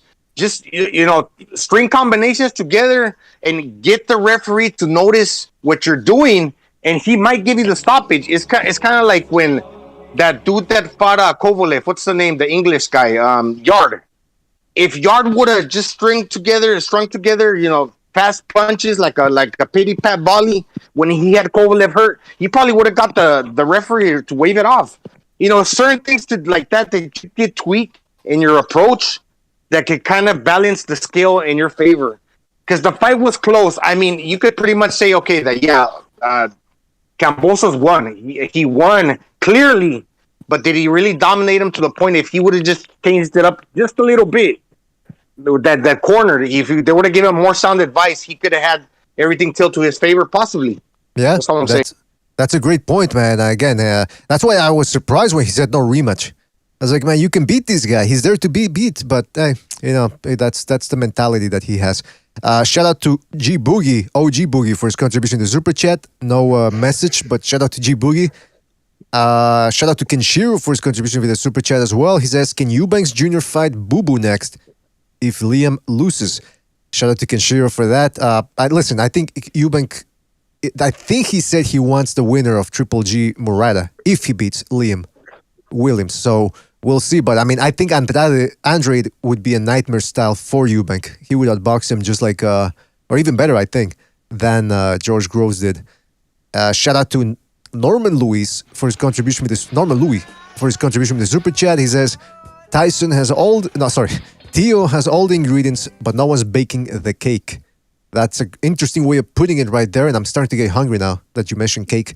But yeah, it's true. I mean, he still has power. He still has hand speed more than anybody, really, or more than most people. He's got a good chin. It's just he needs to stop talking about depression and all that, and like the guys here on the panel said, get back in the gym, get into a routine, and make something happen. Make people remember the old Teofimo Lopez, the one that people thought was going to be a great pound-for-pounder. All right, now, speaking of delusion, man, this is an interesting thing, though. There's a lot of delusion in boxing right now. Our favorite gal, if you want to call her a gal, Clarissa Shields, is going to be fighting this Saturday. And listen to what she says. She says, they're talking about how Shields has the full support of superstar Floyd Mayweather, blah, blah, blah. I'm here to beat Cozen and then your favorite, Marshall, Shields said. Cozen is 21-0 with 11 knockouts, but there is a difference between good and great. I've been great for a long time. And then she says, I haven't got comfortable. A young 23-year-old thinks she's going to take my belts? That annoys me. But I get to express myself on Saturday. Not only am I the greatest woman of all time, but you can put me on the men's pound-for-pound list because my skills are unbelievable. Now, I do agree with that last part. Her skills are unbelievable, unbelievably boring. Then she says that, hold on, where's the part where she says, I think it's in the beginning of the article, she says that Clarissa Shields sometimes spars male fighters in the gym. Sometimes she knocks them out. The self-proclaimed greatest woman. I mean, that's the thing. When you gotta be the self-proclaimed something, that probably means you're not. Who makes her UK debut this Saturday night in Cardiff. She says she can be placed on the men's pound-for-pound list. Guys, is it getting annoying with this non-stop yapping from this broad? Hell yeah, bro. I don't watch. You know me. I don't watch no woman boxing. I'm not ashamed to say that. I don't give a fuck if you don't like it. You know, I think the people that cap and be like, we gotta support women back. I think you're the weirdo, not me. Oh, wait a minute. So that's all I gotta say about that, man. I think it. Yeah, well. I don't really watch it that much, brother. I don't watch it that much, but I follow a little bit more now, and I'll be honest with you, I owe it to Ring IQ. Man, I like his stuff. I'm always watching his videos and shit, and so he covers all the women's boxing stuff. And dude, listen, you got to put it in perspective with this broad. Let's be honest, right? She won that belt that she's the unified. You know, I think it was the first one she unified middleweight. Do you know, on the entire planet, from the worst, most emergist pro to her, the greatest woman of all time, a fucking term that she proudly says she coined. She coined her fucking own phrase about it. All right. Do you know how many people were campaigning in that fucking weight division in the whole world? 63. Oh. 60, dude, right? 63 people. And so, like, you have 63 people from the worst to the best. Like, to say, well, put me on with the guys, when if you're talking about beating with guys like even today where it's the sport's diminished, is still tens of thousands worldwide, middleweights, welterweights, to rise to the cream to the crop, you know what I mean, to rise to that top and that amongst men when they fight an extra round. And it's just absurd. It's self-flagellation. Listen, she can't, all right, she got kicked off of Showtime because she didn't pull numbers. She's lost a bunch of fucking deals. She doesn't sell. And so she thinks being abrasive, I don't know. Again, it's someone who doesn't have people, at least the PR team, saying, listen, you got to shut up. You got to stop. She went after Jake Paul like a mental case, right? Oh, I could just bash this dude. Unbelievable. Then to come to find out, she's trying to get on one of his fucking cards. She's got her manager is calling Jake Paul regularly saying, can you get a slot for Clarissa? And when they said, nah, no, we don't. We just don't want to deal with that. Not for the money. Her name doesn't carry that kind of money. Within fucking moments, then he was, I'd never fight on a Jake Paul. So she's a fraud, dude. And then she tried to lie and say, oh, I didn't know that my manager did that, but that's, my manager's job, Mark Taffet. So it's just all this nonstop abrasiveness about this broad. Like, I try to just ignore her and say, she's a girl, don't get it, don't go rooting in on a girl, but man, she's an abrasive person, and there's nothing she won't swing at, be it race, be it anything. She'll come at you ugly using every weird tactic. So yeah, no, she's not a good person, man. I just don't like her. I don't. I'm gonna be honest. Keyword being ugly, right there, Jimmy. You hit it right on the head there. Very, very succinct. Isn't she trying? Look, I don't know much about it, but isn't she trying to go down in weight? Isn't that her thing? She's talking about going down in weight. I don't know, man. Is she? Yes. I heard something about her going down. Like Sarah Marshall. Yes. Yeah, she wants to go down in weight. Sarah Marshall. Some people think she's the best. Real quick. She's trying. She's trying to basically see if she can beat smaller women. I mean, look, I've seen like highlights of her fight. She's decent for a girl. That's what I came up with. In my head, I'm like, yeah, not bad for a girl. So, I love you, dude. She's not bad for a chick. Sorry. Sorry. Listen to this love fest over here. But I mean, yeah, come on, he's great. I love a girl. Like it felt like I was in 1996 again. It was just good to hear people talk like that. Well, listen. First of all, no, I don't. I completely disagree with you, Jimmy, and shame on you for talking about that. I mean, my misogynistic ways. But I mean, I'm sorry. It's misogyny. Come on, let's face it. It's not right. A little bit. Hold on, let me play this soundbite. It's not right. It's not cool. Yeah, man. I mean, come on, Jimmy. You got to get with the times, man. It's not cool. Hey, what did Bob Arum say about Clarissa Shields? Fuck her and fuck them. Oh, boy. Now, see, that type of language, that type of salty language is uncalled for, let me tell you. Well, listen, I mean, I think Bob Arum is telling us to move on from this subject because Clarissa Shields, I mean, it's just, I start getting sick just talking about her. Yeah. I'd rather watch a cooking show. Well, go ahead, man. Well, her cooking or somebody else cooking? Oh, no. I'd rather not watch her. A cooking show. You guys don't got the poster of her naked outside? Remember that? How's that, too, right? She takes a picture of herself, bare ass, right? Punching a punching bag outside or whatever, and then goes on to blame fucking sexism. You know what I mean? Like, everything about this fucking broad is terrible. So, yeah, go move on, bro, before you have a coronary. Yeah, man. I mean, because that whole ESPN thing where they were taking photographs of people naked, athletes. Imagine you're eating, right? You go, okay, let me read a little something here, have a little reading material when I'm having my sandwich, and you pick up that issue. It's a bunch of fucking bare asses. Ah, man, come on. Just have a little decency. Give your head a shake, is what I say. All right, listen. What else was I going to talk about here? Well, the Dylan White Tyson Fury thing. I mean, I'm tired of talking about Tyson Fury. Just seems like talk about a guy that holds up fights. This is another guy that everybody loved him when he was beating up Wilder, but they forget about all the times he just stalls fights. Now he's apparently he's complaining about this. I don't know what he's complaining about anymore. But Dylan White's the one that's complaining now. On top of that, see, the drama never ends. He wants more money from that $41 million purse bid that was placed.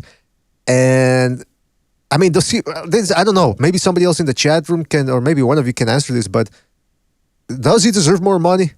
Because he if the fight is a success in England, he's got to be part of it too, right? I mean, what? Why? I mean, he knew that going in. This is what these. If that's what the cut of his, because, all right, I believe, if I'm not mistaken, it's actually less than what Fury's people originally offered him. If I'm not mistaken, I think that's how that went down. And so by going through the purse bid, it's written up in a certain way. This is goes this much to the champion. That's just how it is. And if, yeah, of course. So he's going to sit back and start getting bitter. But what else is he going to do? So how much was he looking to make? What was the total? Is it $8 million? Yeah. Something like that, if I'm not mistaken. Okay, so what else are you going to do, dude? Especially been clamoring for this fight forever. I mean, Tyson Fury, yeah. And you know what's so fucking crazy about Tyson Fury? What drives me nuts is nobody wanted to see that Wilder fight, third one, because they already knew what was going to happen. If anything, he looked worse than that. But isn't it crazy how much, if everybody already knew that, his fans and the people who know boxing, who kind of knew it was going to go that way, why is so many people suddenly off that win has elevated him to this, like, people, you see his fans on Twitter, he'd knock out anybody in any division, in any era. It's like, what? So it's going, right, bro? Right? It's going crazy. Look, I'll keep it real. He might knock out anybody of every era. Dude, he's 6'9" and 280 pounds. I mean, yeah, it's not like, could he knock out Joe Louis? Yeah, I could see that happening. Can he knock out Mike Tyson? Yeah, I could see that happening. Can he knock out Muhammad Ali? Probably. He's way taller than them. He's got way more reach than them. But that's not the point of what you're bringing up, Jimmy. What you're saying is like, he's become like this joke. He's a con man. I always kind of knew that about him. Always kind of had that feeling. Look, do I appreciate him beating Wilder? Yeah. Like, Wilder behaved like a clown, especially his fans. But Wilder was a better champion than him. And this is what I mean by that. Wilder defended his belts, at least. There were nobodies, but at least he was, like, active, and he didn't fight the number one contenders. I get it. But at least we saw him in the fucking ring, right? You saw Wilder in the ring. What about Fury? What have you seen from him? Okay, he finally defended his title against a guy he washed in the last time. A guy he totally washed. And like you said, Jimmy, I agree with you. Outside of that devastating knockout, which was going to happen in the second fight, okay, had the referee said no, I'm not stopping his corner said no, I'm not stopping the fight until you knock him out. That's exactly what was going to happen in the second fight. Outside of that unbelievable knockout that he did in the third fight, he looked like shit, dude. He was like kind of like laboring, smothering him. He was dirty. He had to pick himself up. He almost got knocked out. Like, yeah, he's like a con man. Well, his father's the one that's selling like some sort of miracle water or something from some sort of miracle well. I mean, it's that whole family right now. They're not looking all that great, man. And it's also interesting that we were talking about the guys that make the fights easy. They're a dream to work with or to negotiate with. Look at the heavyweight division, right? There's plenty of money to go around. Apparently, Dylan White, according to this article here, it says that he's not only is he going to make $8 million, but if he wins, he can make an additional $4 million. And still, they're dragging this shit on. Meanwhile, look at Usyk. Crazy fucking Usyk. He goes in there, he says, give me belts. Give me belts now. He goes over to Joshua's hometown, doesn't ask for a shitload of money, doesn't make a big deal about the gloves, the ring size, whatever. He beats Joshua, doesn't run. He stands in front of him and outboxes, outworks him. And now he won. Meanwhile, all these other guys, Evan Haney, Crawford, Fury and White, more money for me. No more money for me. No more money for me. It's sad, man. It really is. I read somewhere that Tyson Fury was commenting on something that Khabib from the UFC said about retiring undefeated or something like that, and he's like, oh, he's absolutely correct. What's he hinting at? All right, he's hinting at he wants to also retire undefeated, which like every boxer wants to do that. But at this point, we know that Fury already has like a foot outside the sport. All right, and this guy, that's what he wants, man. He wants to retire as soon as possible. I mean, after he beat Wilder the second time, his father, Fury's father, was already talking about, well, this guy should retire. I think there's no need for him to fight Joshua, Joshua. It's like, why? Why all this rush for? Why are they rushing him to just retire? Why is he talking about retirement or giving us indications? He's a con man, like you said. What is it? They're trying to look for and listen. Let's be honest. Tyson Fury definitely has that kind of attitude to make money outside the ring, and they're looking for. They probably have some things, and he could be in Hollywood. He could I could see that guy as like some type of fucking character in Hollywood and shit. And by the way, yeah, go ahead.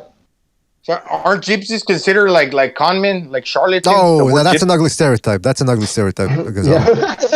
but no, think about it. Let's say he wants to get into acting. I think he does want to get into acting. They all want to get into acting for some fucking reason. Remember David Hay retired? He wanted to retire by the age of 30. Anyways, he wants to retire as this undefeated boxer, right? So he can say, now I'm an actor, and I used to be a former undefeated heavyweight champion. That's what he wants to fucking say for the rest of his life. But no, he needs to fucking fight. Not only defend the belts. How many boxers have ever have kept repeating throughout history? It's the most difficult part is not becoming a champion; it's staying a champion, right? Okay, let's look at that staying a champion part of his career. What has that been like? Fucking 3 fights against Deontay Wilder? If he retired, would he be a Hall of Famer? If he just retired now, his only wins really are Klitschko. He won then, and the 3 wins off Wilder. So yeah, it would be detrimental to him if he retired now. It would be silly, but yeah, no, bro. The thing is, the problem with him trying to be an actor, which he does have the personality. I agree with both you guys there, but Hollywood right now is so woke. It's so woke. It's disgusting. And his comments about homosexuality and Jews just wouldn't allow it. They would, no way, he'd get crucified.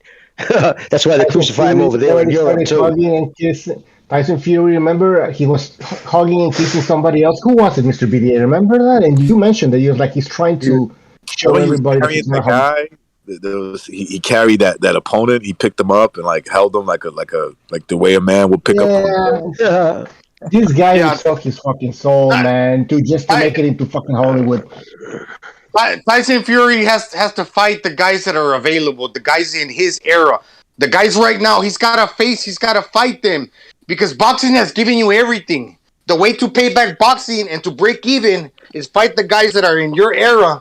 And that way you can say, okay, boxing gave me everything, but I also paid boxing back. That's right. That's a good point, 100%. Man. That's a good point. Hey, by the way, listen, I think he will fight Dillian White. I think he will. I mean, that's a lot of money for that fight not to work out. You get what I'm saying? That's, just be consistent. After you fight Dillian White and you beat him, start working on the next opponent. And if Usyk happens to beat AJ again, and you fight Usyk, and trust me, everything will go away. Win or lose, everything will go away. They'll be like, this dude is he came in there, he entertained. What does he have to do to make it to the Hall of Fame? What does he have to do? Okay, he has to beat Dillian White. He has to fight the winner of Joshua Usyk. Then maybe Joe Joyce. I mean, come on, man. These are the standards that we have here. Exactly. For heavyweight champions. If he wants to be an all-time great, if he wants to be an all-time great, Bucho, because he probably the Hall of Fame is easy to get into. He probably gets in. Let's say if he retired today, probably gets in for beating Wilder. Okay, fine. But you're not going to be known as a all-time great, though. You want to be an all-time great? I think, like what you said, he's got to fight Dillian White. He beats him, go for undisputed. If he wins that, defend your belts, man. Defend your titles. All right, let's go to a phone call here. See where the people want to chime in about all the subjects that we're talking about here. Let's go to 661. You're on the air. 661. What's on your mind? What's up, EDA? So, I heard you guys saying that this is Keith Thurman's last fight. It might be. It's not. It's just a tune-in fight because it is Black History Month, and if you guys think they're gonna allow some Mexican dude to beat this dude on Black History Month on PBC, then you gotta have to wake up and throw the coffee. It's another rigged fight, as most of the fights on PBC. The only way Barrios will win is probably like pulling out a knife and stabbing him or something, and he probably still won't win because they're all rigged. And you have to realize that we all know, everybody on this panel knows that black people are racist. They're the most racist, right? Can we all agree? That's no, your can opinion, we all agree man. for a second? That's your opinion, but go ahead. Yeah. No, it's some are racist. Yes, it's some a are fact. racist. It's a fact. Some are racist. Some of them are racist. Yeah. Most black people, huh? I said some of them are racist. Yeah. But hold on, is Keith Thurman even black? I know. Yes, is Keith Thurman? I mean, he's mom's mixed. white. Yeah, he has mom's white. His father's he has black, that, I believe. that gene in him. He's got that. He has that gene in him. You could tell it. Well, yeah. There's been surveys done. Larry Elder, some dude, Larry Elder, talks about how there's been surveys, like, you know, people get asked questions and they record this, and the most racist are black people. You know, when this is just fact. I'm not trying to like talk crazy. This is just the truth. I'm not trying to be controversial.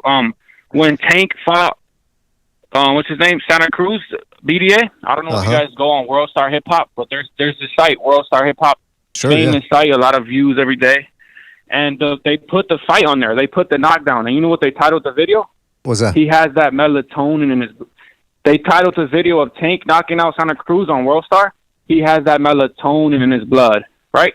So it's clear that it does something. They're not going to buy the fight, but it strokes their ego, right? So of course it's going to be. Who had the most melatonin in his blood?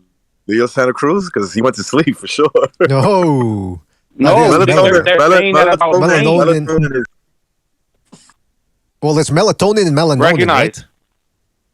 Yeah. Recognize. I'm saying World Star Hip Hop. This site, he got it. like He got it. He was famous making it. site. Oh, why do we even try? Well, listen, fighter spirit. I mean, it's that's your opinion, man. And I guess I gotta ask you. I believe it. I mean, but wait a minute. I believe that. But hold on, the fighter spirit. Are you even gonna buy this pay-per-view? Hell no. Even if Thurman had beat Pac-Man, nobody would have bought it either way. Well, there you go. I mean, so at the end of the day, it's a moot point. Who cares, man? You know, I think you should pop open a beer, a couple of peanuts, relax, have a little fun, man. No, I'm not mad. I'm literally just speaking facts. They did post it on World Star. Yeah, it wouldn't surprise me, man. I mean, it's a World Star. I mean, implying that he won simply because he's black. That's it. Well, that's it's a shame that there's people out there like that think that way. Can I be honest? I think if we're going to talk about that, I would say, and I'm not trying to be, I'm just talking. I think Jewish people can be very, very racist. Just being honest. I mean, the ADL, just going to put it out there, Anti-Defamation League, that radical left-wing Jew league there, did you see they changed in the racism, the definition of racism? They actually changed it now. It's the modernization of oppression of people of color based on social construct, racial hierarchy, privileges, white people. They actually changed. Now, they put a big thing on it, but that's pretty fucked up. I just wanted to say that. Well, listen, there's a lot of people that hold racial point of views. Absolutely. A lot of people love to use that when I say, they weaponize race, man. But listen, before the stats come out, we're gonna move on before the stats come out, because then we're gonna get into a whole other type of trouble over here. So, fighter spirit. Last thing before we move on, man. Guys, fighter spirit. Yeah, thank you. Just let me say this last thing. I appreciate it. You can go on YouTube, right? Because I always hear like the fat boy Dante's boxing, the crackhead Southpaw, that joke, who will get stabbed talking the way he talks. Just look at all the people on YouTube making videos, but on the deep web, you will find videos of the cartels chopping people's heads off. If Mexicans had a problem with black people, believe me, you would know. You people, you're not a threat like that. But they just like to cry and complain. Go on YouTube, see all the videos of them attacking street vendors, Jews, Chinese people. But it's okay because they're like little kids. It's just a fact. That's all I want to say. All right, fighter spirit always. Call me the bad. I'm the bad guy. I'm the if you want. All love, y'all. Peace. All right, thank you, fighter spirit. That's fighter spirit bringing the heat as always. And I like how he says, "I'm the bad guy." Yeah, it's like Scarface. Say goodnight to the bad guy, man. All right, thank you, Fighter Spirit. Take it easy, man. Peace. Take it easy, man. That was Fighter Spirit. All right, we got another call here. Hold on a second. Where is it? 226, you're on the air. 226, what's on your mind? Hey, by the way, great call by Fighter Spirit. Real great call there. Well, glad you enjoyed it, man. What's up? Listen, Mr. BDA, before I talk about Thurman, let me give you some inspirational words that happened earlier, huh? The guy was driving a car. Delivery driver. Listen, Chief. Delivery driver. You know, has a fender bender, right? Right? His car's all fucked up and everything, right? He fucking pulls over and still delivers the pizza on foot. Real inspirational there. Don't you think? Absolutely, man. Hey, listen, man. That now let's talk about now. Hold on a sec, Chief. Let's talk about something negative, and that's Keith Thurman. Oh, that is Keith Thurman, right? The guy's more colorful than a fruity bar. All right. No. I don't see what's going on with Thurman. All right, I'm not that excited. It's pay-per-view. I'll tell you what. I'll pay fucking $80 to watch Sailor Moon or Ballerina than to give fucking Keith Thurman any of my money. Guy's a fucking scum. That's all I got to say, Mr. BDA. You guys have a great one, all right? You too, my friend. I think that was Slugger Sam, by the way. Yeah, I was thinking that too. I was like, wait. It sounded like, yeah. It sounded like a lucid. He's putting on a different like voice. the real Slugger Sam. Like, that's what he really sounds like. Yeah, yeah, he sounded like a lucid, right? Like a lucid Slugger Sam. Yeah, I think he took his meds for the multiple personality thing. Hey, not to insult you, Jimmy, but I noticed something. Canadians, I guess maybe more southern Canada. I think that's how I would say it. For some reason, they sound like people from around your way. They have that kind of accent almost. Not the Boston accent, but like people from New Hampshire. What is it? Rhode Island. They kind of have that. Well, Rhode Island, Rhode Island's crazy. It's real quick. It's a combination of Boston and New York. It's almost right in the middle between the two cities. But New Hampshire and like Maine, they got that old New England drawl. Like, you know, don't kick it, might stink. You know what I mean? They got this weird fucking drawl, but yeah. It's crazy, but all the way up into Canada. But those Canadians, you guys are fucking, hey, BD, I saw you out there, man. Good for you, brother. Out there with the truckers, being crazy, you and Bucho. I disagree, Jimmy. For that shit. I disagree. Those guys are a bunch of fascists. They're a bunch of white supremacists. And certainly don't support any of that.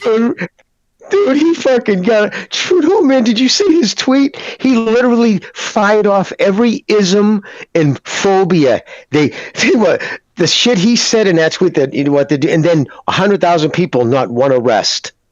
I mean, but it was, you know what I mean? So anyway, yeah, he's running scared. Him and he's running scared because he's starting to realize he's becoming a liability to the people upstairs. So now he's scared. Now he really is scared. That's why he came up with the big words, right? The big anti this, anti that. Before we go any Canadians, further, you guys changing the world. Before we go any further, guys, we at the BDA, we support Trudeau. That's right. Yes, Mr. Trudeau. That's Mr. Trudeau. You can't even joke about it, dude. No, come on, for real. In case anybody's listening, don't really believe it. We support the truckers, the Canadians. Can you believe you motherfuckers are starting to like wake a lot of people up? I didn't see that coming. Yeah, I didn't see it coming either. Because I mean, Canada here for the most part, people are awake, but they take things in stride. But this time, man, the truckers really stepped it up, man. We might have to do a second renaissance on this, depending on what happens crazy, next. Brother. All right, let's go to 213. You're on the air. 213. What's on your mind? Hey, guys. Can you guys hear me? Yes, indeed. I can hear you. Yeah, this is Campos. I have two things I wanted to mention. Yes. The first one is Thurman versus Barrios. If Thurman wins, the PBC is going to use Thurman as a shield so that Spence either will not fight Crawford or it'll delay the Crawford even further. That's what I see happening. And then, of course. You know, and that's unfortunate. So I don't believe we're going to get the Spence versus Crawford fight. Number one, because of the PBC tactics, and number two, because of the litigation that Crawford is going through. I think he shot himself in the foot. The other thing is the call from Fighting Spirit. If you look at Thurman and you look at Barrios has more melanin. You guys know that, right? Point. Yeah, that's a good point. That's facts. Now, and then the other thing, Fighting Spirit, it's a topic I don't like talking about, and it's about the whole racial thing.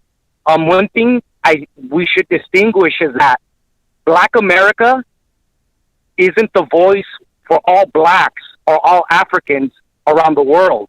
Because in boxing, here in America, here in the U.S., the most racist demographic, unfortunately, is black. Bernard Hopkins told Kawasaki, "I'll never lose to a white boy." Clarissa Shields called Savannah Marshall the Great White Hope. And Devin Haney said he will never lose to a white boy. If you look at all of the boxing channels, the most racist boxing channels are the black boxing channels, unfortunately. And I can't hear you guys. What was that? No, keep going. It's detected. Oh, sorry. Keep talking. Yeah. We're recording. So the thing is, and it's unfortunate. It's unfortunate because I myself, not only do I support the sport of boxing, but I also bet on boxing. And when you're betting money, you don't care where fighters are from. You don't care their religion. You don't care about their politics. You don't care about ethnicity. Nothing. You just bet on skill. And it's unfortunate because I try to participate on a lot of these forums and on a lot of these YouTube channels, and it's just difficult because people push an agenda. And again, I wanted to salute the BDA panel. I wanted to salute BDA King Bucho. I support the channel, and thank you guys. That's it. Wow, thank you, man. Really appreciate it. Yeah, that's a great ringing endorsement right there. And it's one of the reasons why these LDBC people, they don't usually get predictions correct because they're just rooting for the guy that looks like them, and that's who they pick. And that seldom goes correctly if that's your criteria. So, Campos, man, thank you for your call, man. Really appreciate it. You keep us going over here, and we'll catch you in the next one. All right, man? Thank you. Wait a minute. Bye, guys. Have a good one. Wait. Goodbye, man. Oh, you mean that channel that talks about Malcolm X half the time he's talking about boxing? Dude, Fred Hawthorne. Oh, my God. Yeah, no, some of it's just ridiculous. It is true about that. What the kid said, and it sucks. You have to preference everything by, tiptoeing. I don't really want to say it straight up. There's no, you would have to be just a liar. Don't ever let anybody or anything force you to lie. There's no question about it. The most racialized group is the group that started by being a racial, only, this is a black group. You know what I'm saying? It's when you start off with that's your premise, and that's what I know they try to say it's open to anybody, and I guess Hispanic wanted, but let's come on. And it was Fred Hawthorne said we're here to carry the black voices to tell the black story, and it's all. He was offended that Al Heyman hired a white woman to speak to him. Come on, it's just there's a fucking tsunami of receipts to the level of bigotry those guys push, and it's pretty crazy. They wouldn't get it. Maybe they get it after that. Like I saw the whole situation with Barbershop and Al Heyman and the white chick. Maybe he gets it now. Listen, Al Heyman doesn't know you. He knows her. He's gonna trust her way more than you. He makes millions with her. You're nobody to him. So at the end of the day, racial grievance is just a hustle. That's all it is. Yep. Okay. Because a lot of these guys, a lot of these dudes that be pushing racial issues on their platforms, they're married, and there's nothing wrong with that. You marry whoever you want to, right? But they're not even married to the people they love the most. They say, okay, they date outside their race, and there's nothing wrong with that. Do what you want to do. Oh, I disagree there, correctness, but go ahead, yeah. Well, no, listen. I'm kidding. Yeah. My whole thing is that if you're, wouldn't it be fucking weird if I'm like, yo, I'm for La Raza, this, La Raza, that, and then what's your wife? Oh, she's Bambi, blonde hair, blue eyes, white chick. You know what I'm saying? You'll be like, wait a second. I thought you was like all about brown pride and shit like that, right? Meanwhile, I don't even kick that stuff, and I guarantee you that I would fit more of the mold than they would. You know what I'm saying? I stick with my culture. I'm not knocking nobody that doesn't. I stick with my own women. I prefer it that way. But I don't need to be like, yo, Spanish people, we just the best, man. And the reason why we haven't flourished is because other people just held us down all the time. Nah, I don't need to do that to be proud of my, who I am. And talk boxing and be like, oh, the reason why Berlanga's not loved is because he's Puerto Rican. How about he hasn't proven anything? That's right. You know what I'm saying? That's all it comes down to. I hope he does, but as of right now, he hasn't proven shit. Sensible point of view right there, if you ask me. And when he says, think about it, right? That dude, Barbershop, he straight up said in that same video how I would die for Al Heyman. I mean, he was a serious heart attack. We would talking about the LDBC. He said we would storm. We're out here storming the beaches of Normandy for him. Yes, we would die for Al Heyman. And then he had to say, and he tried to say, and then it was so funny. He's like, I never even really tried to say it quick.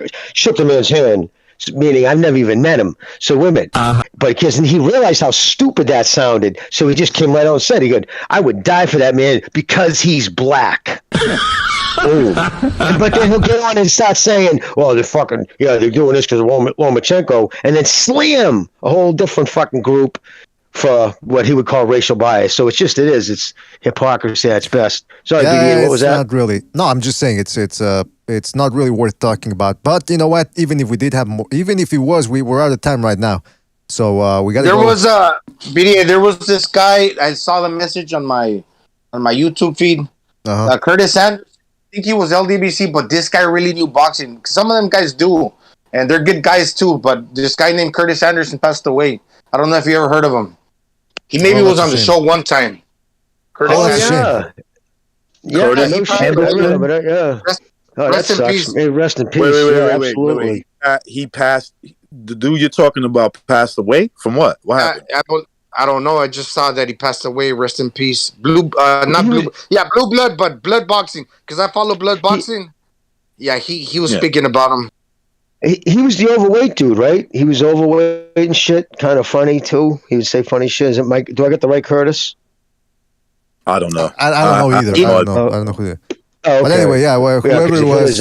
Well, rest in peace. Yeah, rest in peace, man. I mean, it's the way of the world. Now, listen.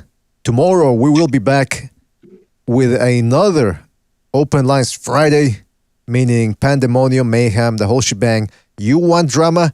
You'll probably get drama tomorrow as we open up the panel. Everyone's welcome, so make sure you show up tomorrow for that. Remember, man, you're going to be offended.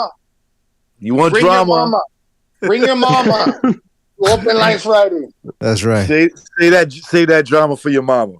Exactly. People talk about big game. If I were on the panel, if I did that, hey, Friday, this is where it's at, man. And you want to talk, you gotta step up and do it, man. We can't. Like you used to say back in the days, run it. Exactly.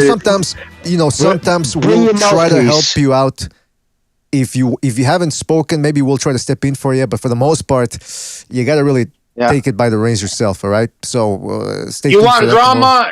You and your mama can get it. We're going to bust up the mama jokes. That's right. So listen, fellas, thank you for joining us. Really appreciate it. Everybody that joined the panel. Talk about Jimmy, Gonzalo, Recognize. Bucho was here as well. Everybody that donated with the super chat. Everybody that called in. Really appreciate it. And everybody in the chat that dropped by. I'm talking about One Hitter, Norman Lewis, Eparokua, Reverend Pickles, Punch Smollett, Don Ramon Champ, AJR, Vince Vegas, Team Batman Boxing, Michael Poe, shout out to Michael, JC, who else was? Rafael Garza, Trill Ballins, Knot, that's K-Knot, Joker, Derek Clark. You guys know who you are. Thank you for joining us. If I forgot anybody, we do have to go. Thanks again, fellas. Really